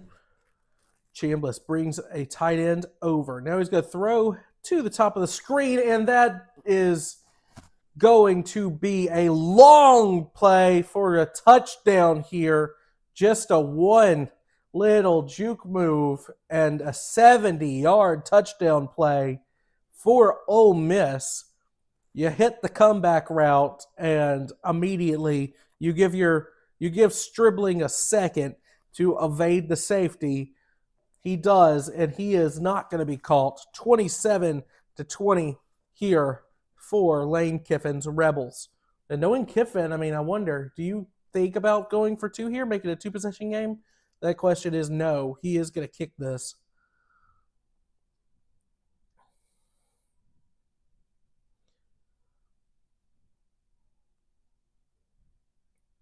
And there's some traffic in the backfield, but that is 28-20. Ole Miss, yeah, just once again, look at this. Quarters playing 10 to 12 yards off the ball, and then all it is we're just going to run them straight forward. We're going to clear out one guy, and we're going to run a comeback. And then you go to the left, you avoid your original corner, and the other corner is not fast enough to catch him with the angle. So, I mean, I don't understand. Because if I see that as someone who played, high school level football, how in the world do you expect Lane Kiffin to not see that? How in the world do you not adjust to that? So, anyways. I don't like to criticize coaching all that much because I feel like I don't know better. But at the same time, with stuff like that, that just feels so. Oh no, okay, at least I'm using 2 fingers. I'm looking back at the old. that was not good. I gotta, with the way the camera is situated, I gotta just point like this, not like the other way. I don't like. That's what I don't get. Why in the world are you waiting? You're waiting there. You're waiting back there just to do it. There's no safety help, so I guess you just don't want to get beat over top. It's not that hard to beat a safe to just drop a safety. Anyways, it's Georgia ball from the 25. Stockton out of the shotgun. He's going to check this down to a screen. That is Bowens. He's going to get the first down out of this.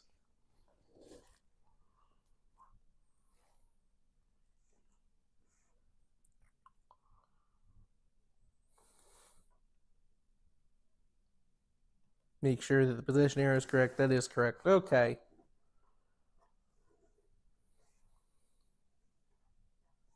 Stockton. He's going to bring over Lawson Lucky. Handoff.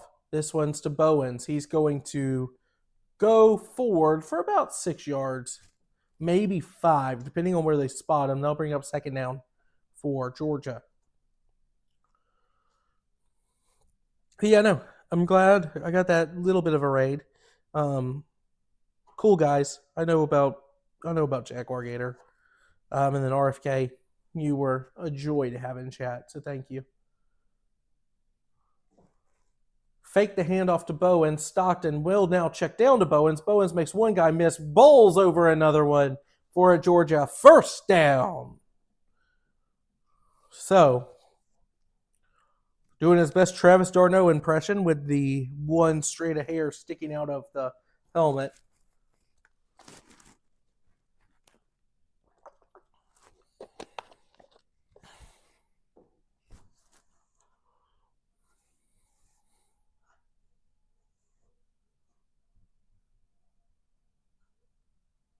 Stockton back to his left. He's going to bring over Branch. Branch in motion. Stockton looks to throw. He has people in his face and just well overthrown. They're going to throw the penalty flag on that one. That's pass interference on the defense, but I'm not sure about that. I would like to see a replay. But these referees have made it very clear that they're going to throw the flag for pretty much any contact in the secondary. Just gets his hand out. He's not holding. I was looking at the wrong receiver. Okay. Holding down. That's a little soft, but I guess I could see why the flag was thrown. So Georgia kicks up the first down here. Fakes to Frazier. Now this is thrown to Oscar Delp, who will tightrope the sideline and pick up the first down here.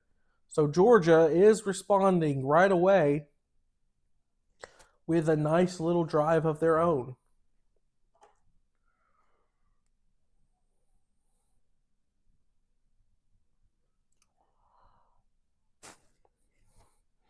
Neither of these defenses has really played well at all in this game. Frazier rotates around Stockton, now on his right. This will be a handoff to Frazier. He breaks off one tackle, and he'll get about 6 yards before he's pushed back by white jerseys.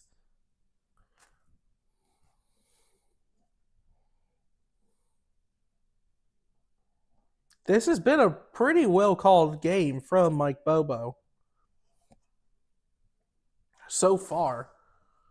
Shotgun. Stockton throws over the middle, and he will have his pass complete.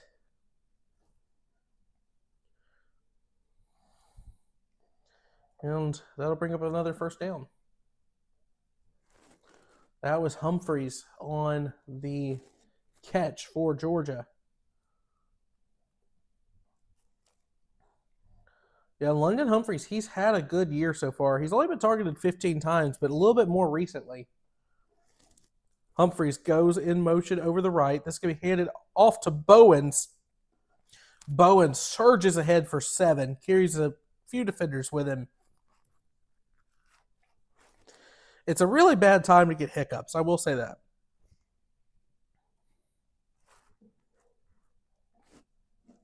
That's the difference. Georgia's been able to run the ball.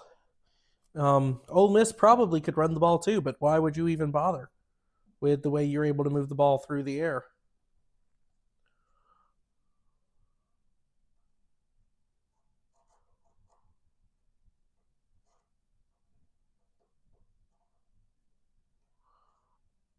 Stockton hands it off to Bowens. Bowens wrestles ahead, and that'll be a first down and goal from the 3.5, 4-yard line for Georgia. They trail 28-20. Chauncey Bowens has just had a really good season. He's averaging 5.9, almost 6 yards a carry so far here in this game.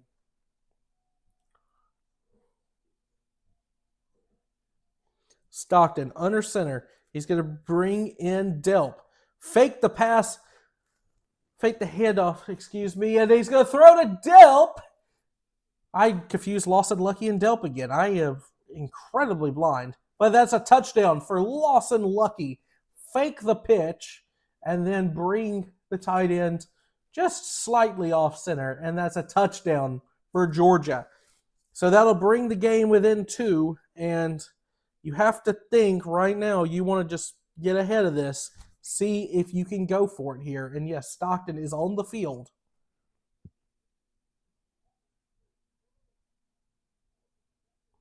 So yes, Georgia will go for 2 here. They're going to attempt to tie. So far, they are 1 for 1 on 2-point conversions this season. But they have a lot of practice with 2-point conversions and with their overtime experience. Last year at Georgia Tech, Stockton looking over the middle. He's going to scramble out. He's got pressure on him, and he is brought down. And that will be a stop for the Ole Miss defense. In Georgia, now risks going down 2 possessions if they give up a touchdown on this next drive.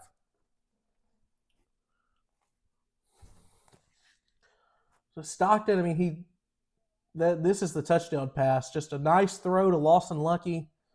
And then after that, I mean, I would like to see what he saw going down the field, because he's missed several wide open receivers so far in this game. And I'm wondering if he did the same thing in the end zone there. But that'll mean 28-26. And Ole Miss is set to receive this next kickoff. This game is turning into kind of what I expected the Alabama-Tennessee game to be tonight. So the Alabama-Tennessee game and the USC-Notre Dame game. So we'll see if this is like just the norm, if we're going to have this, or if we're going to have like a bit of a script flip in these different games.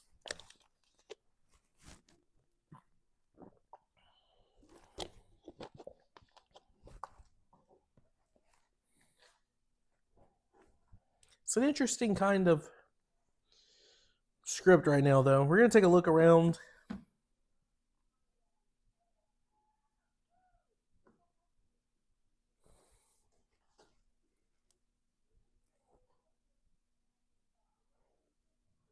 Let's take a look around the scores from the iTown scoreboard. Ohio State up 20-0 on Wisconsin.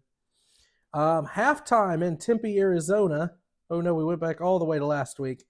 Halftime in Tempe, Arizona. Arizona State, the Sun Devils, on top of Texas Tech 9-7. 3 field goals for Arizona State in that one. UAB, the Blazers, just a week after firing Trent Dilfer, are up on the Memphis Tigers 17-14 from Birmingham, Alabama. Early from Jerry's world, Arkansas up 3-0 on Texas A&M, but A&M has the ball and is driving. So far, those are the ongoing top 25 matchups. Washington State will visit Virginia tonight. Oregon and Rutgers at 6:30. Texas and Kentucky, 7 o'clock tonight from Lexington. A big matchup in the American. South Florida hosts Florida Atlantic in Tampa at 7:30. Tennessee and Alabama in the third Saturday in October, 7:30. Another 7:30 slot. USC goes to South Bend to face Notre Dame in a top 25 clash. Missouri goes down to Jordan-Hare Stadium to play the Auburn Tigers, who desperately need a win for Hugh Freeze to keep his... That should not be funny, but it was. To keep his job. And then Cincinnati, Oklahoma State tonight at 8 o'clock. And Utah and BYU in the Holy War brings up the rear at 8 o'clock for top 25 matchups. Last night, of course, Nebraska falls to Minnesota by a score of 24-6. Louisville manages to score the upset against Miami. And North Carolina took a trip to Cal. And they lose. So Bill Belichick's unit falls to 2-4 on the season. Ball now back in Ole Miss's hands after the kickoff goes through the end zone. So, yeah, we're showing Carson back last night from his 4-interception performance. Very easily could have been a 5-interception performance because they called one back because of a very questionable roughing the passer call. Trinidad, empty backfield. Now he's going to bring a running back to be on his right. Fakes the handoff, play action, and another just classic go 5 to 6 yards and turn around. I'm going to find the football for you because there's no one on you. Second down at about 2 or 3.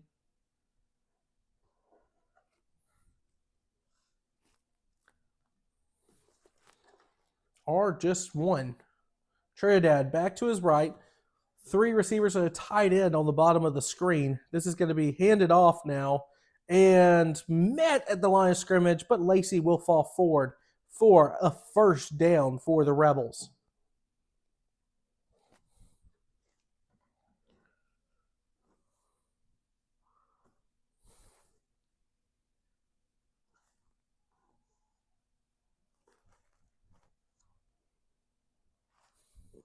Two receivers down to the bottom, and now there's a false start. Just jumped on the cornerback shuffling backwards. It kind of depends. McDonald's Mickey D's has the definitely the better sweet tea. I like their fries a little bit better. I don't know. I think Burger King probably has slightly better food than McDonald's, but McDonald's is nostalgic in a way that Burger King is not. Okay, yeah. You retracted the message. There you go.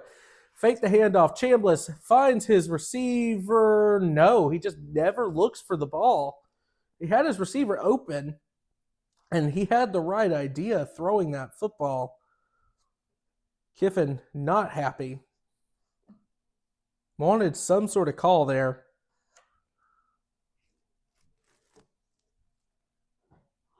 And now second and 15 here.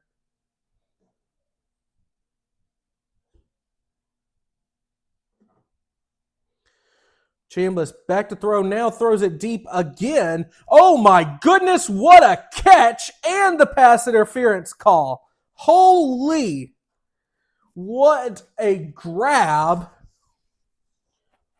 And he'll make up for it.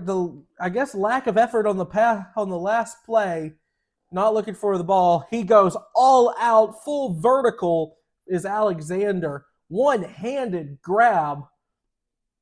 Hand fighting. Pass interference doesn't matter. He gets both feet in bounds and his side. What a catch there for Alexander, and what a throw from Trinidad Chambliss. Ole Miss now back in business in Georgia territory on the 38-yard line.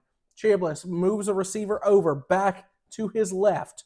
Now moves a receiver in motion. This is going to be a handoff to the jet sweep side. Gets about 3 or 4 before being put on the ground.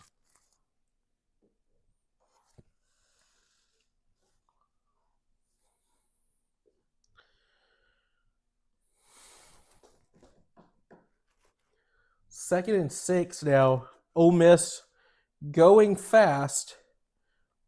3 receivers and a tight end to the bottom of the screen. Running back lined up behind Trinidad. Now brings a receiver over. Snap the ball.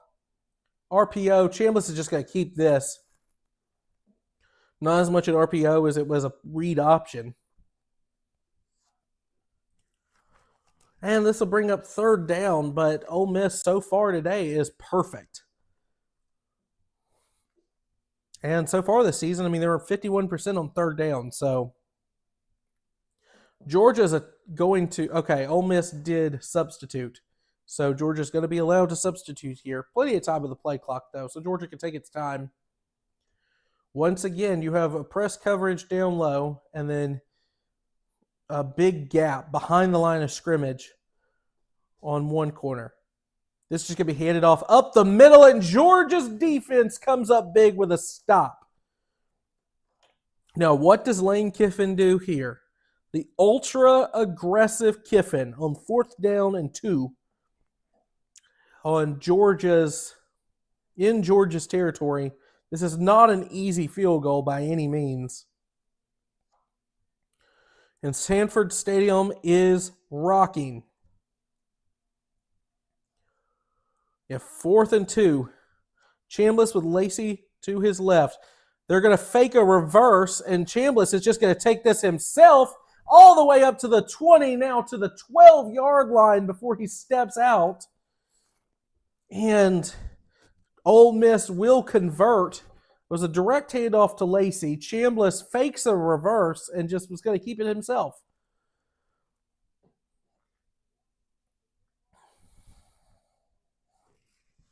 Just a breakdown in edge protection there for the Georgia defense,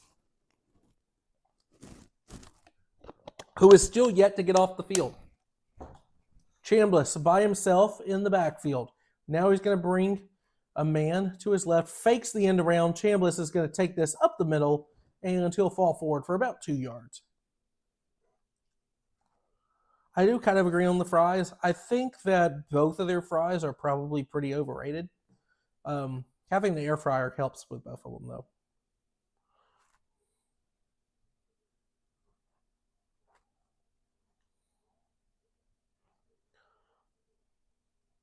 The thing, though, with McDonald's burgers is that their sauce does the heavy lifting most of the time. 2nd and 8. Chambliss looks to the end zone, and this is going to be caught just short of the first down. And now the Ole Miss offensive line gets involved and will push the receiver over. This is going to create 1st and goal from about the 2-yard line for Ole Miss.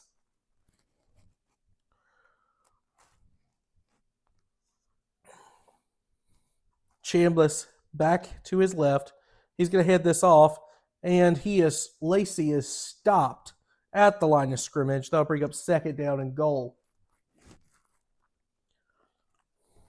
Lacey is going to go off and substitute. That's going to let Georgia bring in the big boys.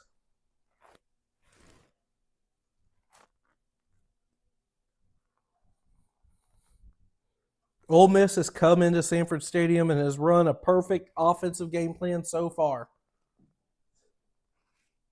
Empty backfield here for Trinidad. He brings a man in motion. And this is going to be a quarterback draw, and it's going to be close. We're waiting on the signal. That is a touchdown for Ole Miss, and that will make it an 8-point game before the extra point, which Kiffin is going to kick. We're going to take a look at this from the angle. Yeah, that's close, but I think that there's not going to be enough to overturn that. They called it a touchdown on the field.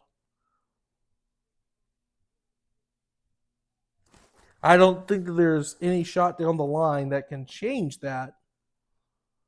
Yes, I'm sure Auburn fans are very happy that I'm saying that now as a Georgia fan. But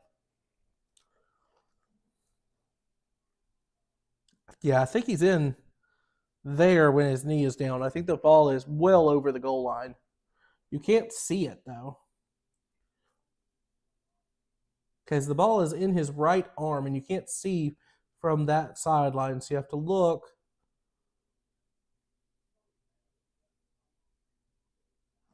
Yeah, you cannot see the ball at all.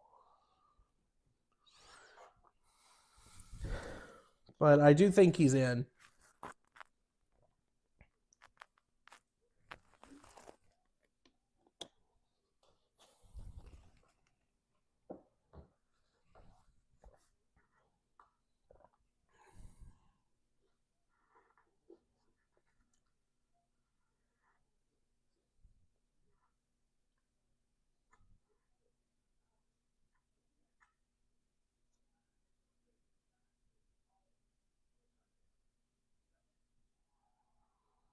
So yeah, call upheld. I think that's the right call. So now with an extra point here, Ole Miss is going to go up by 2 scores in Athens.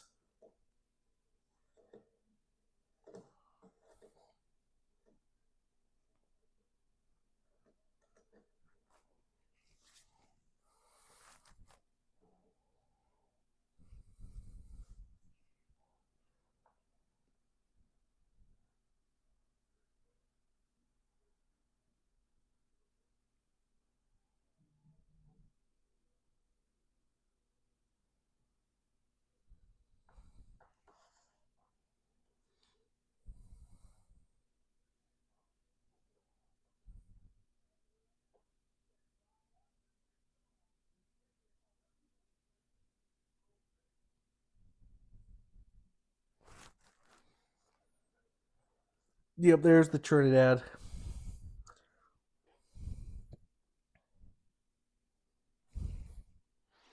I don't know, man. I called this. I called this in my preview of just Georgia has not been able to get off the field all year long.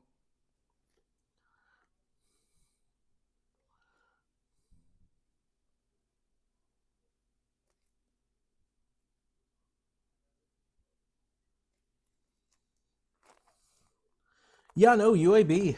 They were up at halftime, right? In that game? Maybe.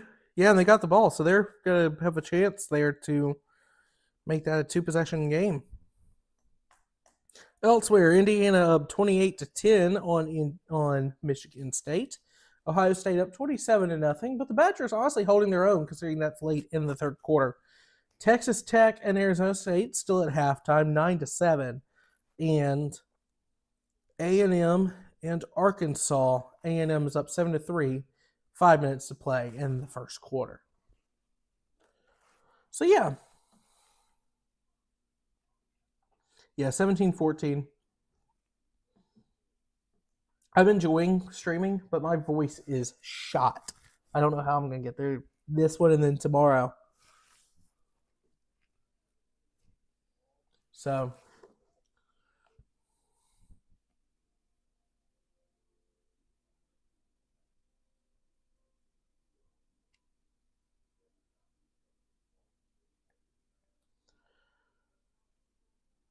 I don't even know like where to do to like I know what adjustments need to be made for Georgia, but they didn't make them at a halftime. So why in the world would they make them now? You know what I mean?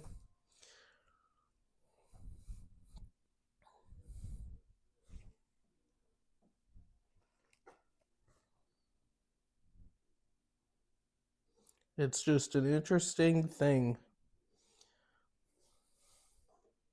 Suddenly, though, let's look ahead a little bit. What's Georgia's schedule the rest of the way? So they got a bye week after this. And then they finish with Florida, Mississippi State, Texas, Charlotte, and Georgia Tech. 4 of those are losable games. And then the rest of the way for Ole Miss.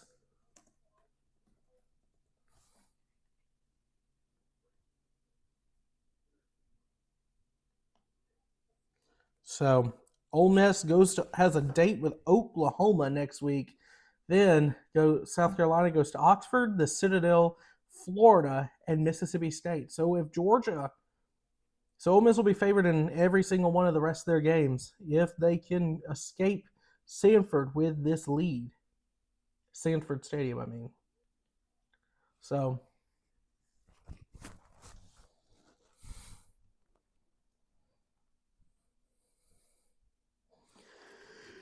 Georgia football on the 25.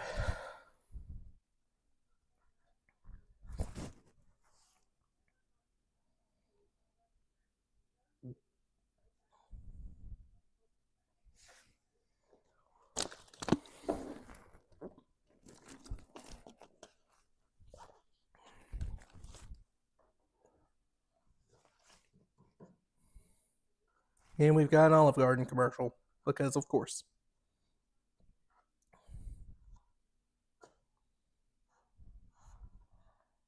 Grant, you gonna hop on NASCAR tonight?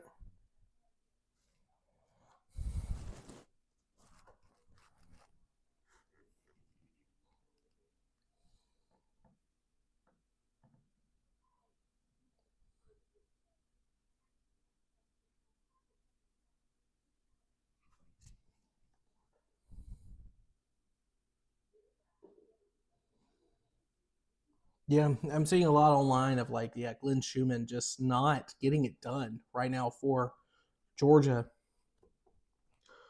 Georgia Tech figured him out last year.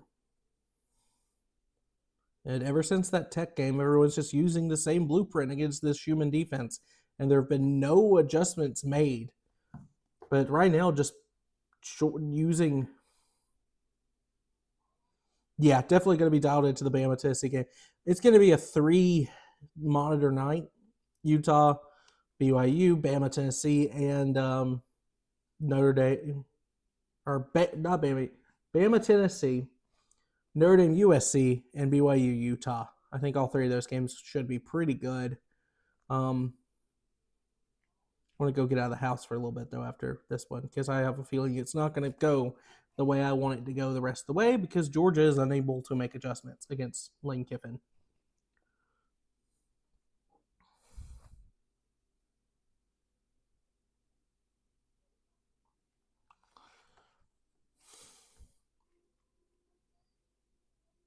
But yeah. No, seriously. They absolutely need to send checks to Buster Faulkner, because it's been Buster Faulkner and Haynes King kind of exposed something in this Georgia team. Because if you look at the plays that Ole Miss are running, it looks just like Georgia Tech's offense, except they're not running it with their quarterback nearly as much, but they're utilizing a lot of the same motions and the same fake tosses and stuff like that.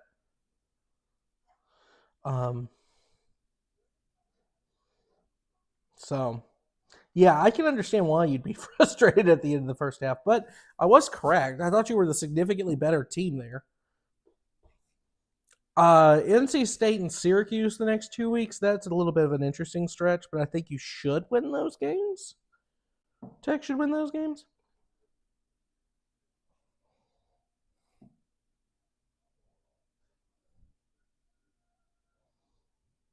Yeah. Everyone's doing a blackout at Sanford, and you can't win. I mean, I've heard this several times before. Can't get off the field defensively. UAB now up 10 points on Memphis. the Blazers. Time and possession basically even. Stockton in a shotgun, hands off. This is Frazier, I believe. Nope, that's Bowens. Excuse me. Second down, about 4 here. Georgia's got to get a move on here because they cannot, now they're down 2 possessions. So you're going to have to score a touchdown and a field goal. And you've not been able to get Ole Miss off the field so far. So you're going to have to get most likely 2 touchdowns and hold Ole Miss to a field goal somewhere. Handoff, Bowens up the middle. He's going to carry the pile for a first down for Georgia.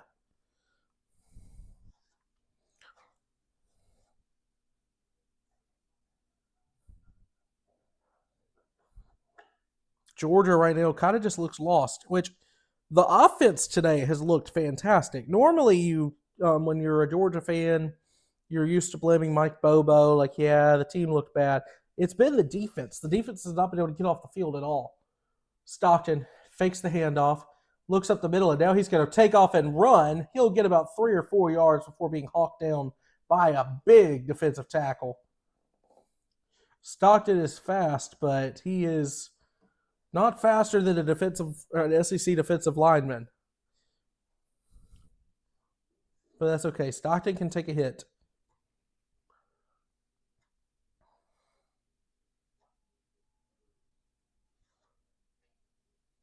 Yeah, seriously. Whoever gets a stop wins this game.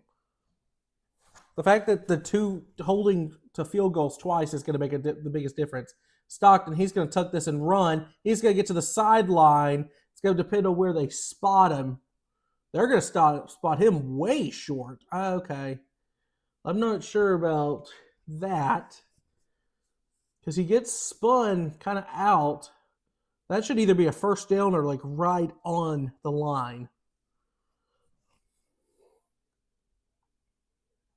Yeah, that's a first down. So I think you got to take a look at that. Gunner. Oh, he didn't hold on to the football. Never mind. Okay.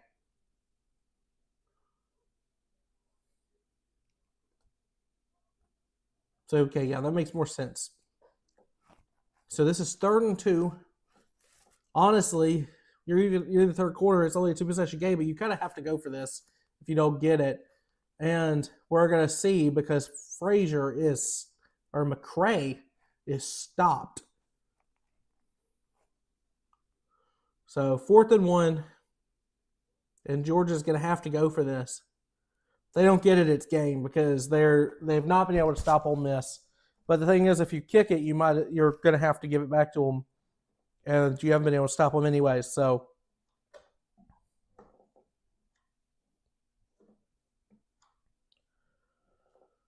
and easily stopped. Run a counterplay. You haven't run that counterplay all year. And Ole Miss, the defense, will get the first stop for either team in this game. Just a weird play call there.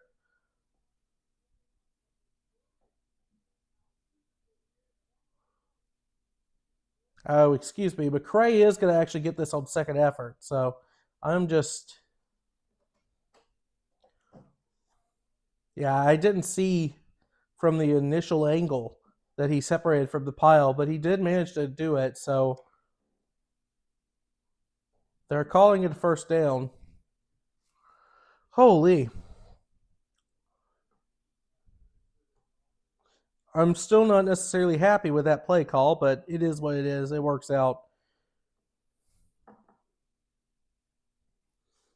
Got a score alert. This is Clemson cutting the SMU lead 23-17 now in Death Valley.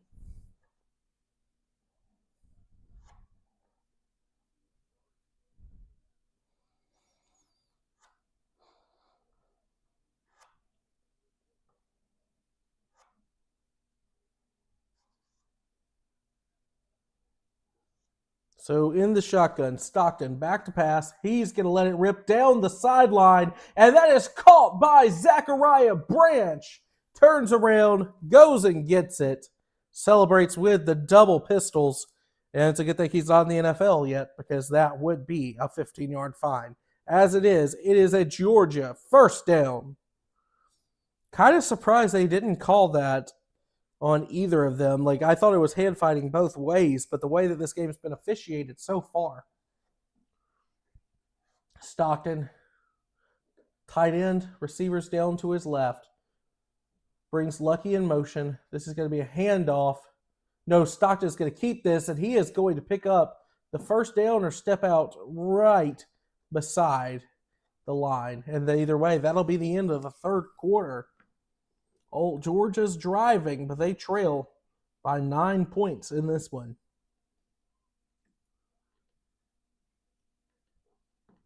If there's any team you kind of trust, though, to find a way, it has been Georgia consistently now for the last 5 years.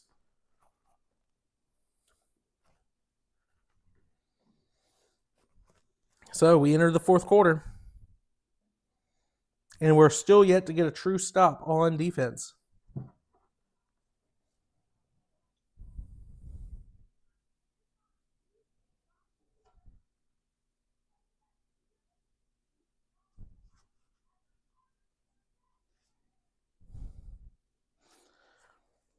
We're going to take a look, see if anything is going on outside of just scoreboards.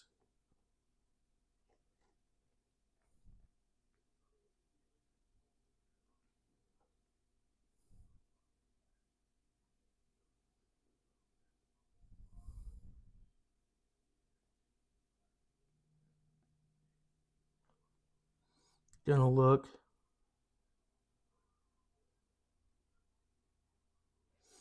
Okay, yeah, Lane Kiffin with the I was just clapping, trying to call a timeout. I saw that. I was like, I didn't see what was happening.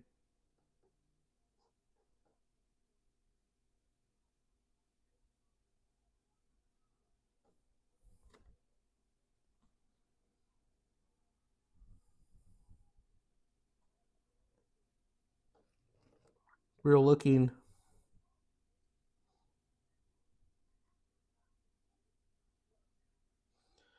Around.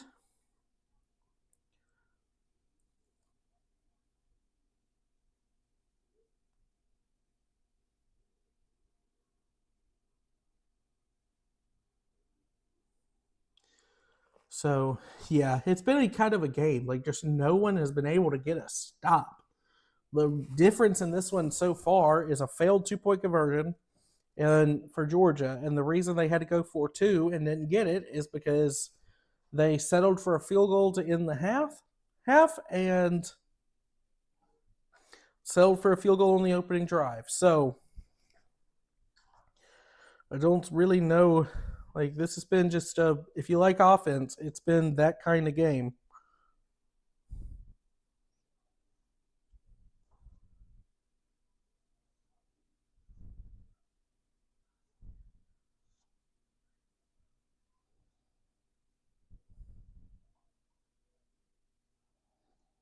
We're looking now.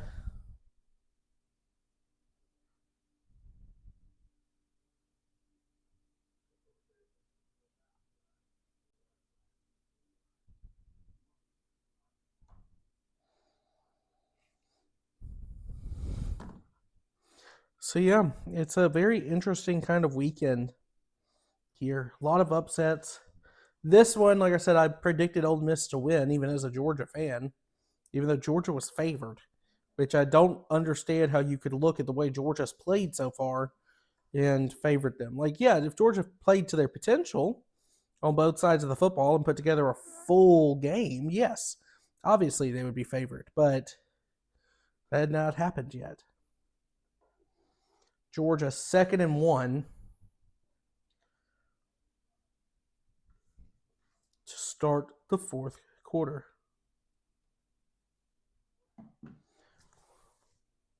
And you run him, and that is easily just pushed outside. McCray gets nothing on the play. A lot of white jerseys in the backfield. Hit him initially, just slightly behind the line of scrimmage. And going on. Handoff again up the middle, and this is just barely going to get enough. And there is a flag on the play. McCray a little slow to get up, but that's not super abnormal for a running back.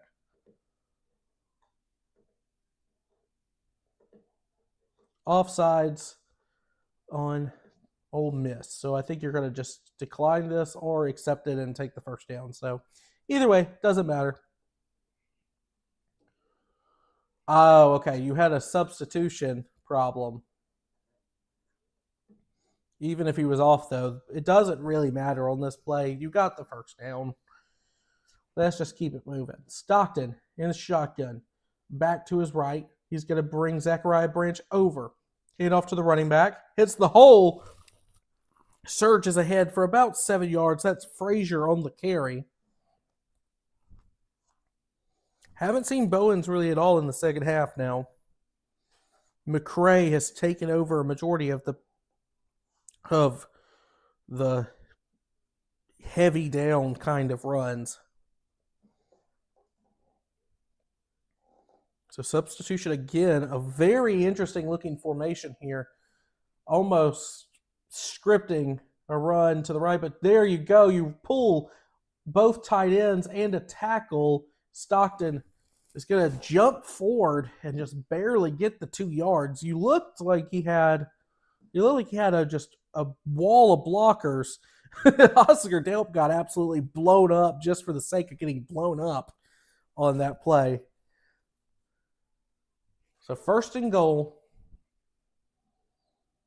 from the 4-yard line. 4 chances to punch it in because you've got to punch it in.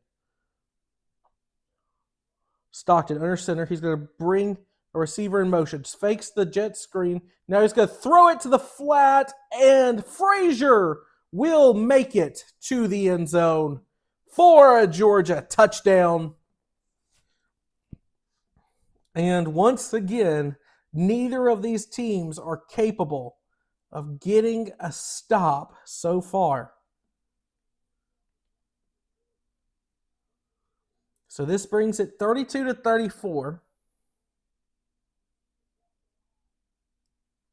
Or 32-35. I don't know how I had the score wrong this whole time, because I knew it was a 9-point game. So you go for one, just kick the field goal, make this a 2-point game. Give yourself a chance to block an extra point the other way if Ole Miss scores, to keep this at 1 possession. So 35-33, and a little under 14 minutes left to play.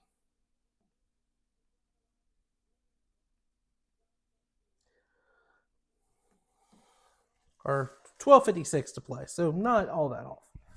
I can only see portions of the TV. But around the rest of the country, Arkansas now losing 14-3, but they have the ball 1st and goal on the Texas A&M 5 in the second quarter. UAB and Memphis.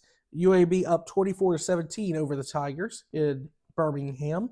Arizona State has 1st and goal on Texas Tech's 10. And they lead 9-7 and early in the third quarter. So a touchdown there would make it a 2-possession game against a Texas Tech team that has looked almost perfect so far. It looks like Devon Dampier did not go. So, or not Devon Dampier, excuse me. I am so stupid. Devon Dampier starts for Utah. I am getting my red teams in the Big 12 insanely mixed up right now. Baron Morton is the starter. Okay. Yeah, I was going to say, I knew it was the backup in place for Texas Tech because I know that it was not Will Hammond who normally gets the starts. Baron Morton did not play. Yeah, seriously, you could tell that one of these teams is coached by Ty Hatcher. and the inability to get off the field. Yeah, Will Hammond got the start for Texas Tech.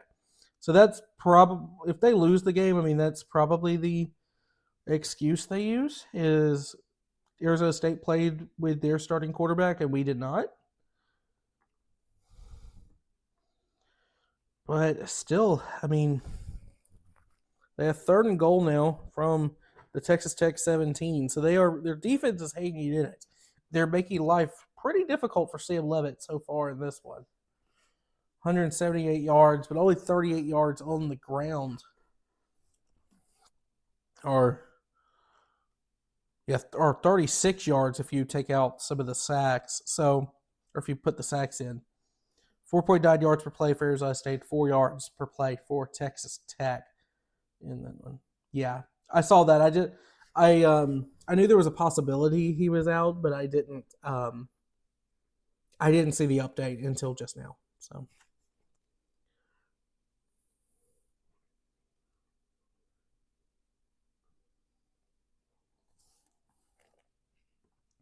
And there's Ty Simpson on the Tidewalk.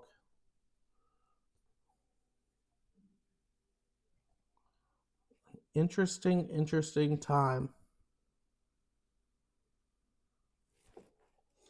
And the kickoff here will go through the back of the end zone, and we'll have Ole Miss ball.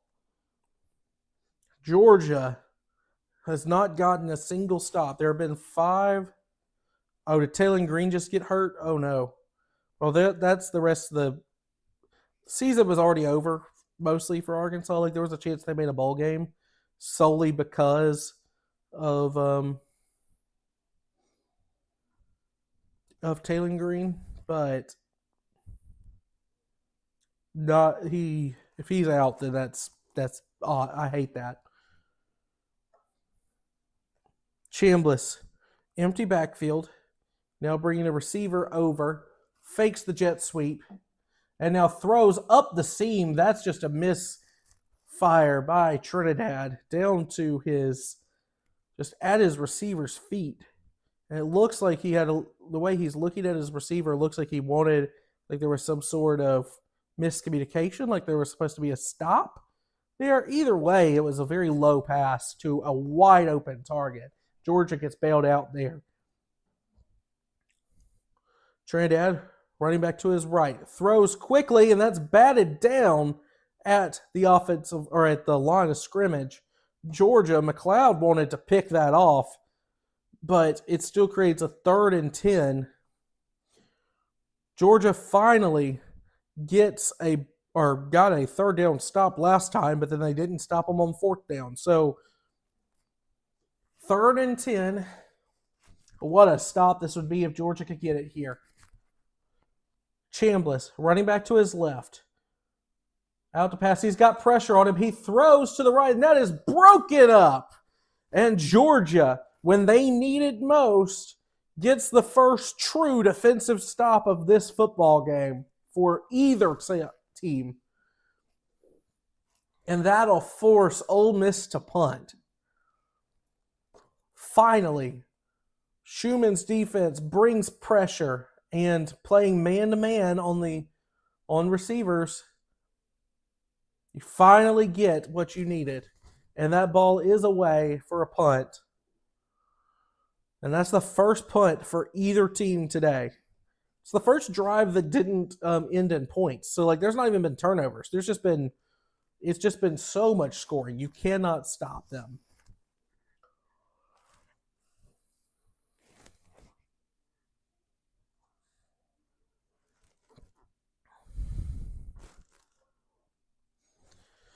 Change the possession arrow.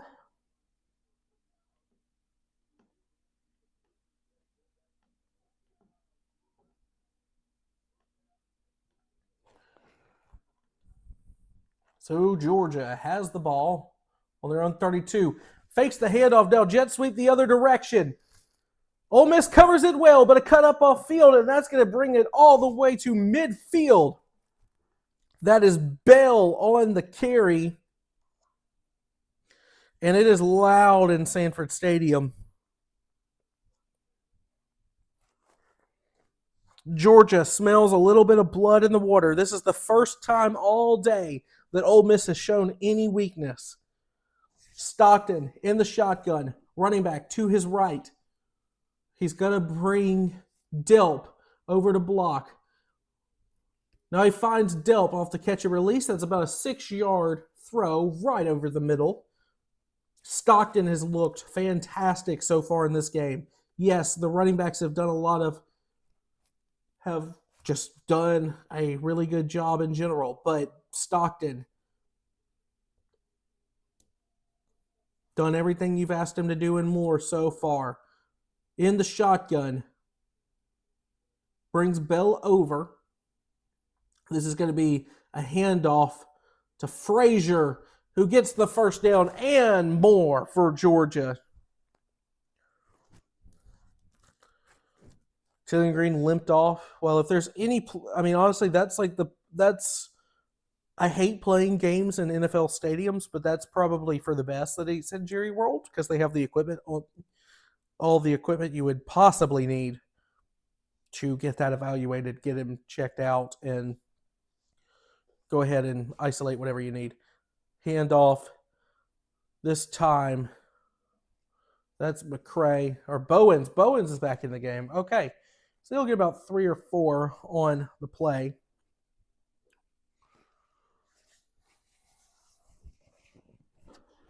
Got to move a little bit. My leg's going to sleep.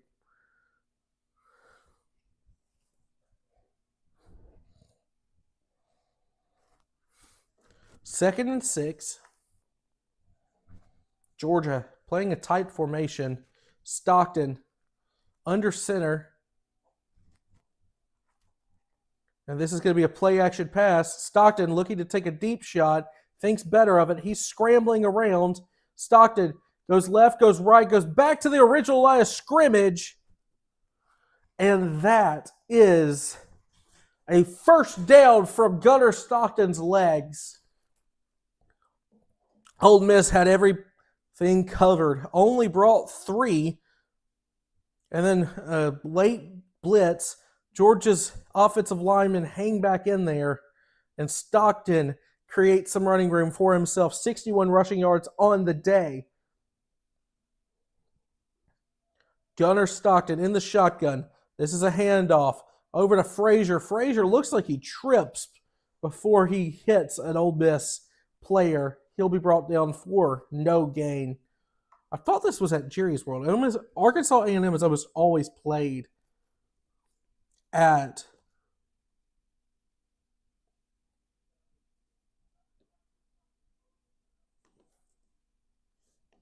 in Dallas.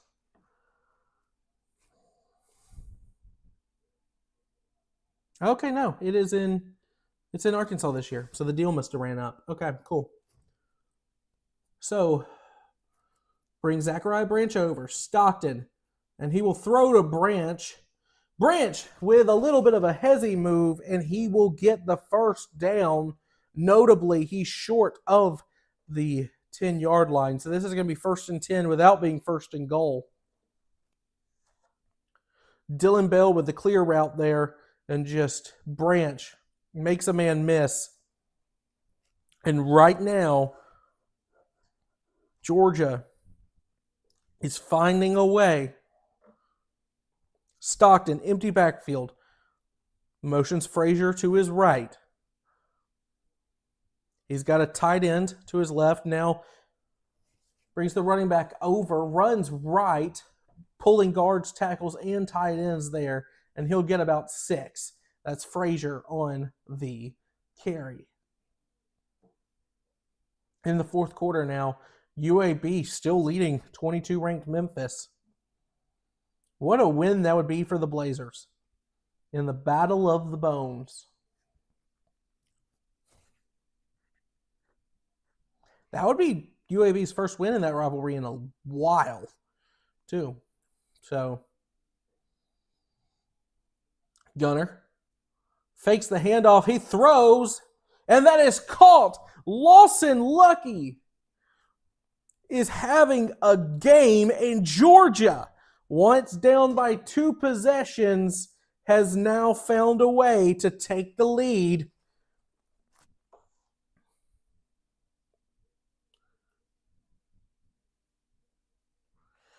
What a way to answer for Georgia. Got the 3 and out and then went right back down the field. This is a 4-point game. The defense is on, or the offense is off. So Kirby is not going to take his chances with another 2-point conversion.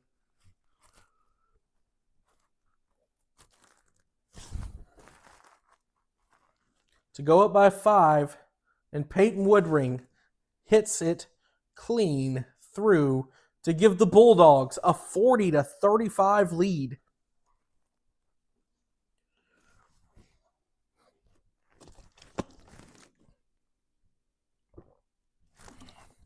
Okay, so the way this probably plays out is Ole Miss goes down and scores a touchdown, and then this is Gunner's given the ball with about 3 minutes left and needs a touchdown to win this.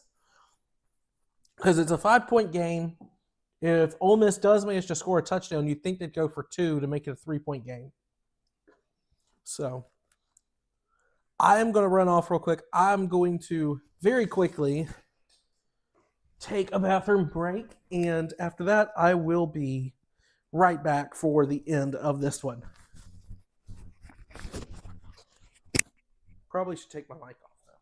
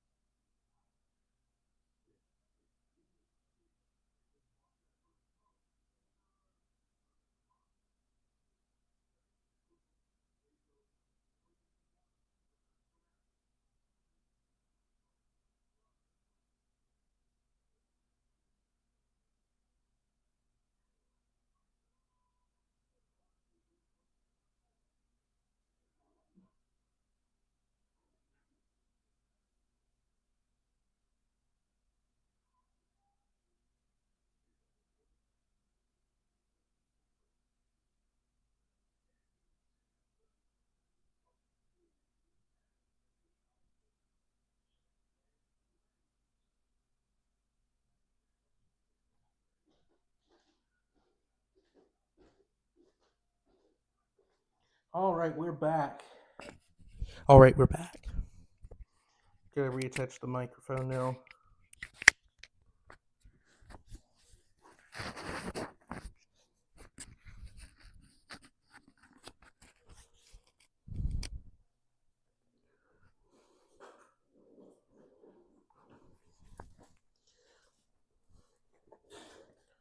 So, very interesting.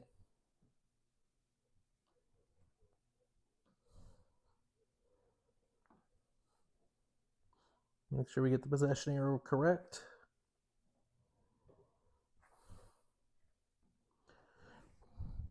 We're in crunch time here. Win or lose. Around 6 minutes to play.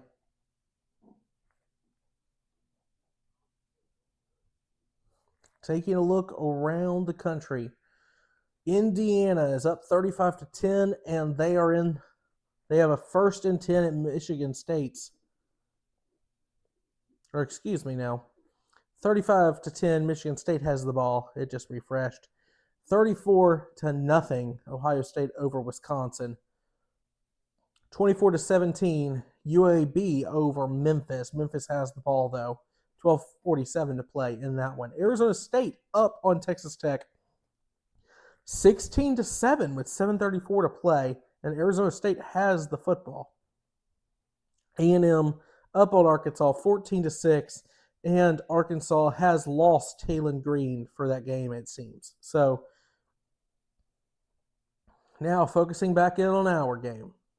Ole Miss has the ball, 7:29 to play from their own 25-yard line. They've only been stopped one time, and that was last possession. Trinidad fakes the handoff. There's pressure, And he's just going to dump it off to Lacey in the flat. Georgia's defense actually pursues and makes a tackle at the line of scrimmage. So finally, it seems like Georgia's defense is adjusting a little bit to this Kiffin offense. It's loud. You can see the camera shaking. Chambliss motions a receiver out wide. He's got a back to his right and a blocker to his left. Gets pressure. This is going to be a pass. I think they're going to say that it's a forward pass that just got deflected backwards. I think I'd probably agree with that call, but now it's 3rd down and 9. Ole Miss finally is coming to bear. They have to face this Georgia defense and this crowd. 6:51 to play. Chambliss running back to his left. Looks to throw. He's taking a deep shot down the seam, and it's going to be dropped. What a play. I mean, that's not an easy catch by any means, but it looked like it hit the receiver right between the numbers. What a fantastic coverage there from Jones. But that's a dropped ball. Okay, it may have hit his hand, but I mean, I still expect a defensive or a Division I receiver to catch that. Pretty lucky for Georgia that was not called roughing the passer, but we'll take it. So that's 2 straight 3-and-outs after Ole Miss scored a touchdown on the first 5 possessions of the game. What in the world is this game? So it looks like we're going to take yet another commercial break because ESPN has to get its dollary dues.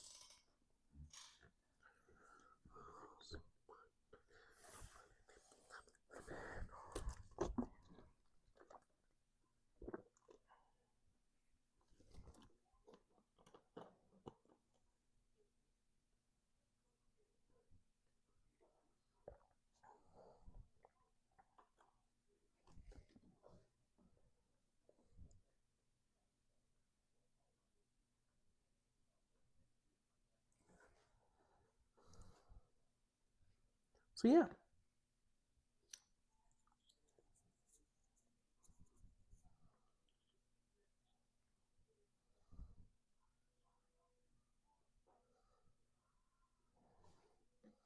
It's just going to be Georgia. The offense has scored on every possession, whether that be a touchdown or a field goal. They lead right now by 5 points. So, I mean, a field goal would make it an 8-point game. You couldn't lose on a 2-minute situation type of drive. A touchdown wouldn't end it, but it would make it a lot less stressful.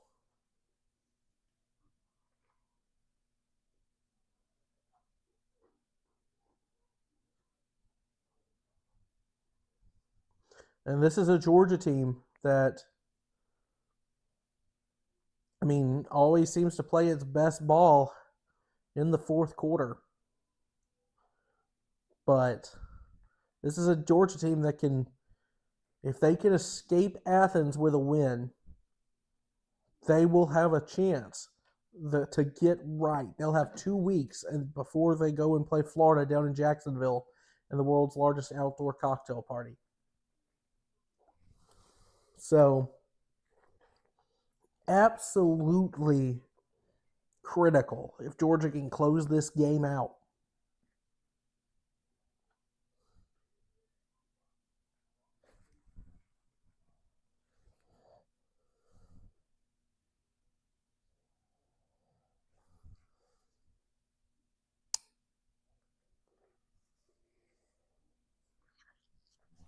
So, we are back here. Gunnar Stockton has been perfect through the air in the second half. 10 for 10 completion, 3 touchdowns to no interceptions. He's already thrown 4 touchdowns in the air. He's run for another. Georgia 80 fourth quarter yards to 1 for Ole Miss. But they are backed up. They have the ball on the 9. Stockton running back to his right. This is going to be a handoff. Misdirection here, and Frazier is going to take this for about 9 yards after he falls down, just refusing to give up. Just keeps churning his legs. Gunnar Stockton now, they're showing picture with Uga when he was a kid. This is a quarterback who represents Georgia through and through, a real Stetson Bennett type. Jake Fromm type, a kid who grew up rooting for Georgia and now has his opportunity to play between the hedges. Hands it off to Frazier. Frazier is contained, but seems like he falls over the first down line. And for Georgia, this is pivotal. You need to score here, but if you can't score, try to take as much time off the clock as possible.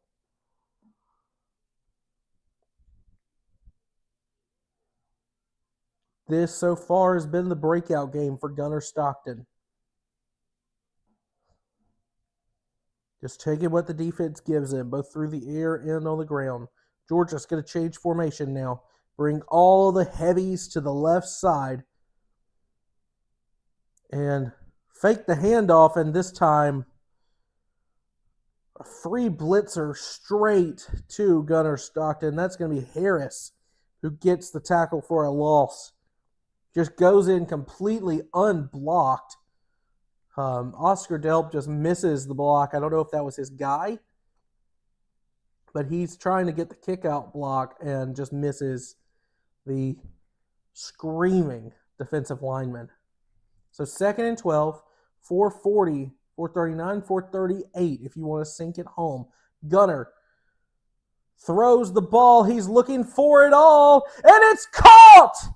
Oh my goodness, with a defender draped all over him. Dylan Bell comes up huge for Georgia. That'll be a first down and more into Ole Miss territory. How in the world was that not called PI? With some of the PI calls in this game, though, that's terrible. But it doesn't matter. It's caught. So Dylan Bell today, he's had 2 receptions, but they've been 2 huge receptions for Georgia. The clock is still ticking. Take this all the way down. Yeah. Stockton under center. He's going to toss this one. And Bowens takes a man, and he's going to leap into the air to initiate contact with an Ole Miss defender. And that's going to be good for another first down for Georgia, or at least really close to it. Georgia right now is winning their assignments up front. 2nd and 1. 5 yards of rush, but right now it feels like Georgia is leaning on Ole Miss. 500 yards of offense for the red and black. Stockton, he's going to throw a little swing pass out to the left. That's going to be good for a first down. Zachariah Branch with the reception. Clock keeps moving. We are under 3 minutes now. Ole Miss, they have all 3 timeouts and the 2-minute timeout. So, very quickly here, Lane Kiffin's going to have to start thinking about using those timeouts.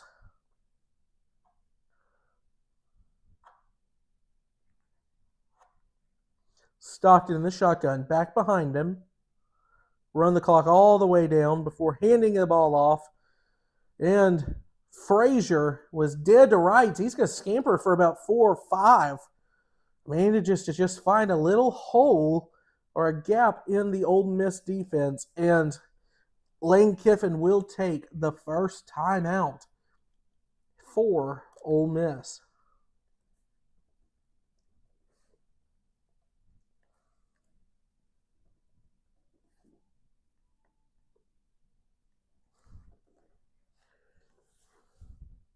So, very interesting.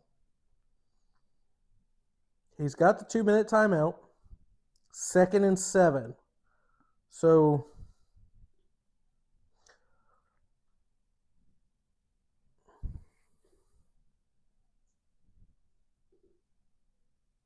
and right now, Sanford Stadium has roared to life.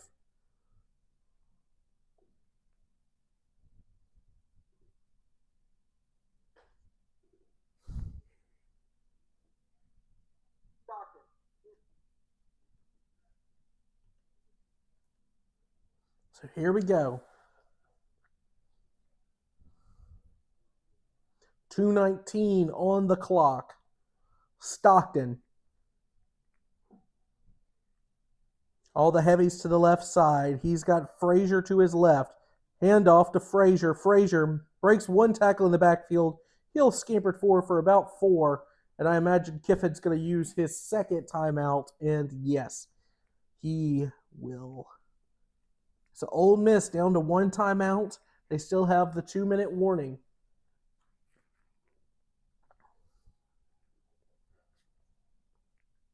A first down here would almost end the game, because it would bring you down probably to the 2-minute warning.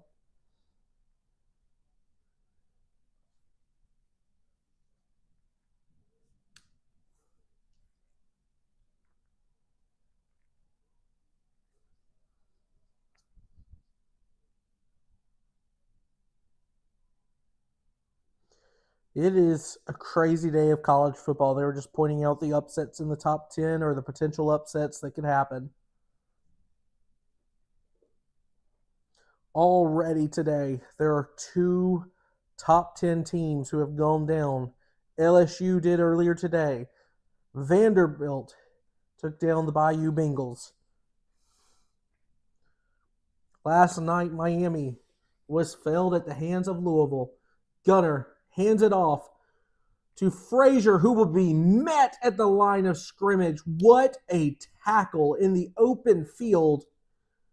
And that is going to bring up 4th down, and Lane Kiffin will burn his last time out. And that's the counter play again. Lucky goes upfield, just a fantastic tackle in the open field by number 44 of Ole Miss. That is a touchdown and game-saving tackle. 4th and 3. A field goal here would make this an 8-point ball game. I think you have to kick it here. You have all the momentum. If you go for it on 4th down and do not get it, you give Ole Miss the momentum and the chance to go down and win the game with a touchdown. Okay, Peyton Woodring is out there.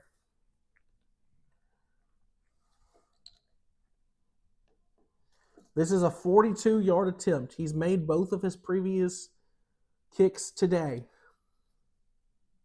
From the left hash.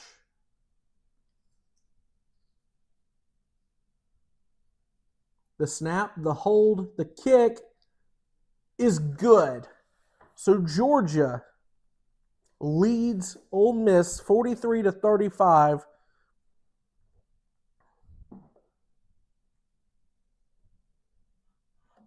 They have scored either a field goal or a touchdown on every single one of their 8 drives. Very impressive. Stockton botched the hold, managed to get it back down, and Woodring drives it through, hugs the left upright. And now it's up to Trinidad Chambliss in this Ole Miss offense. They're going to get the ball with around 2:06 on the clock, so they'll have their first play and a 2-minute timeout.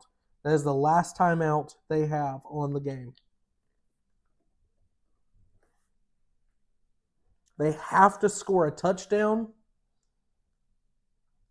and a 2-point conversion to tie the game.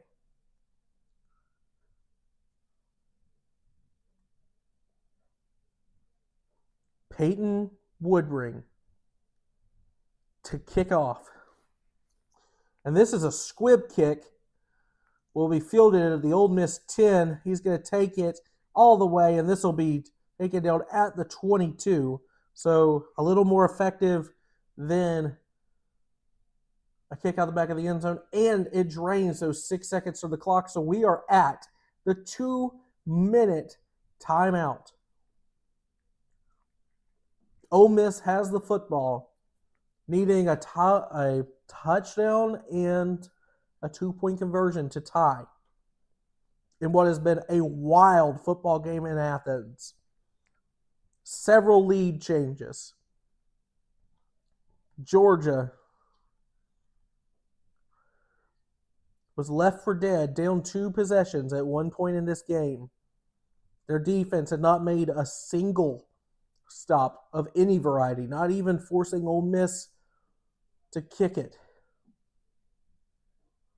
And then the last 2 times out, they have forced a 3-and-out to get themselves back in this game and to have an 8-point lead. An insane football game in the SEC between the hedges on a Saturday afternoon. Both of these teams have to have it. Ole Miss less so. Ole Miss is still in a really good position because they are an undefeated team. But a win over a program like Georgia at home 2 years in a row would set Ole Miss into a conversation they have not been in many, many decades. And if that is going to happen, it's going to be on the back of their Division II transfer from Ferris State, Trinidad Chambliss. As soon as, of course, we get back from all the pasta commercials we are having. Because apparently they know their demographic very well.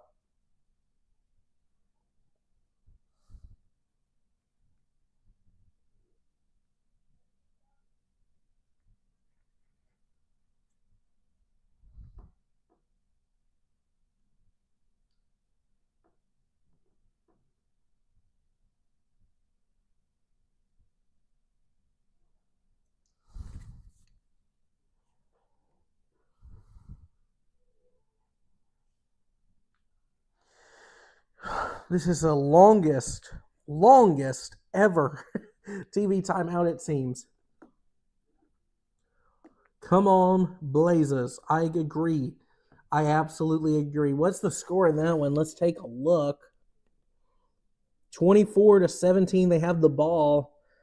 6:51 left to play. They're deep into Memphis territory there.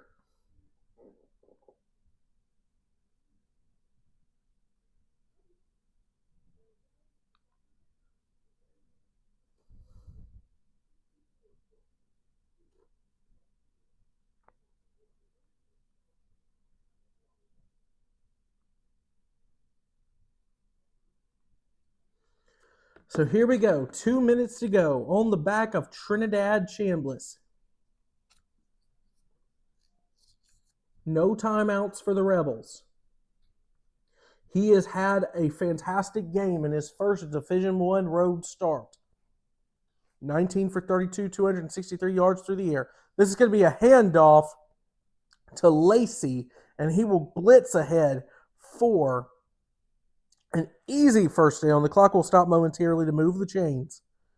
Ole Miss getting lined up. Georgia attempting to match. Chambliss, 4 receivers out. Now motions the backer out. Looks to throw downfield. That's going to be low. And that's about the second or third time today that Ole Miss, or that Chambliss has missed an open receiver by hitting him in the feet. Fortunately for Ole Miss, that does stop the clock. 1:44 to play here. Trinidad. He's running around for his life. He's going to throw this to the sideline. There is a receiver in the area, so this is not going to be intentional grounding, but that will bring up a 3rd and 10 here for Ole Miss. And Georgia brought a lot of pressure there. They still have not gotten Trinidad on the ground today, but they made him hurry up through his progressions.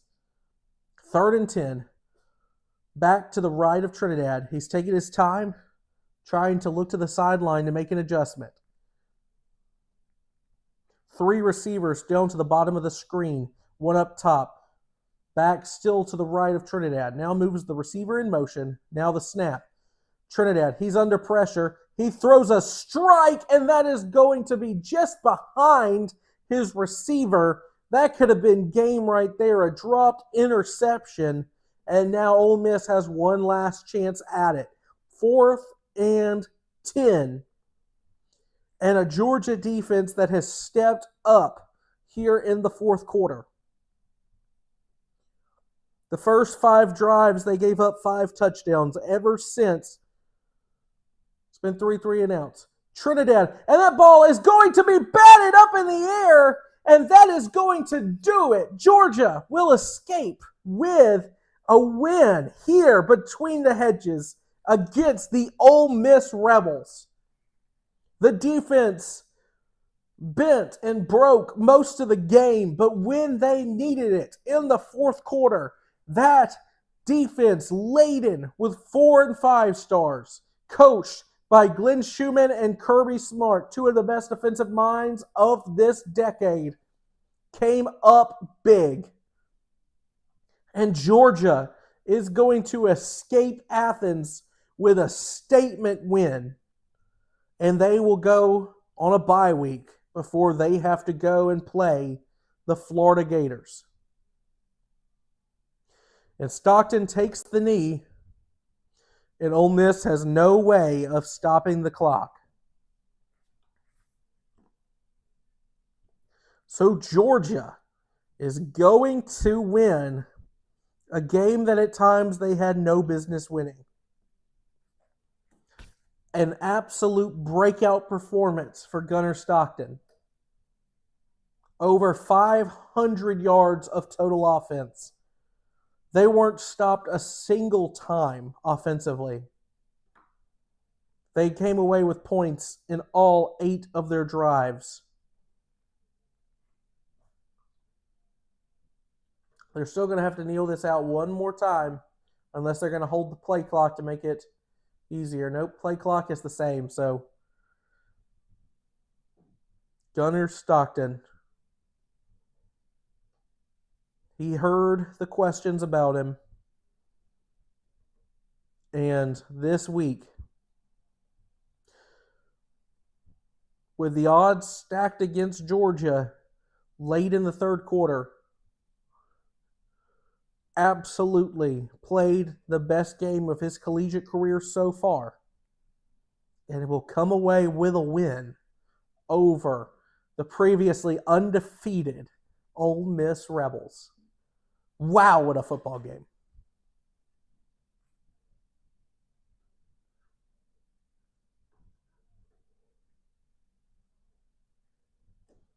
So now there is only one undefeated team left in the SEC, and currently they are in Fayetteville, Arkansas.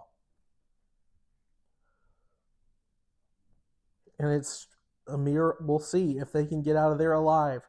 Like I said, Georgia has a bye week. They'll come off that and go play Florida in the world's largest outdoor cocktail party in 2 weeks. Ole Miss, for their reward, will have to go into Norman to face Oklahoma and John Mateer in what is going to be a knockout, drag-out battle between 2 of the better quarterbacks in the conference. So, thank you all for watching with me. I have enjoyed calling this. I got to go rest my voice and get some dinner. So, And there's the hiccup again. So thank you all so much. If you enjoyed it, leave a like, subscribe down below. I'm going to stream the Falcons game tomorrow for sure. I might jump in and stream stage 3 for the Talladega playoff race tomorrow for NASCAR as well. So thank you so much, everybody. I enjoyed it, and I hope you did too. So I'll see you until next time. I'm Cayden Sturgis, signing out.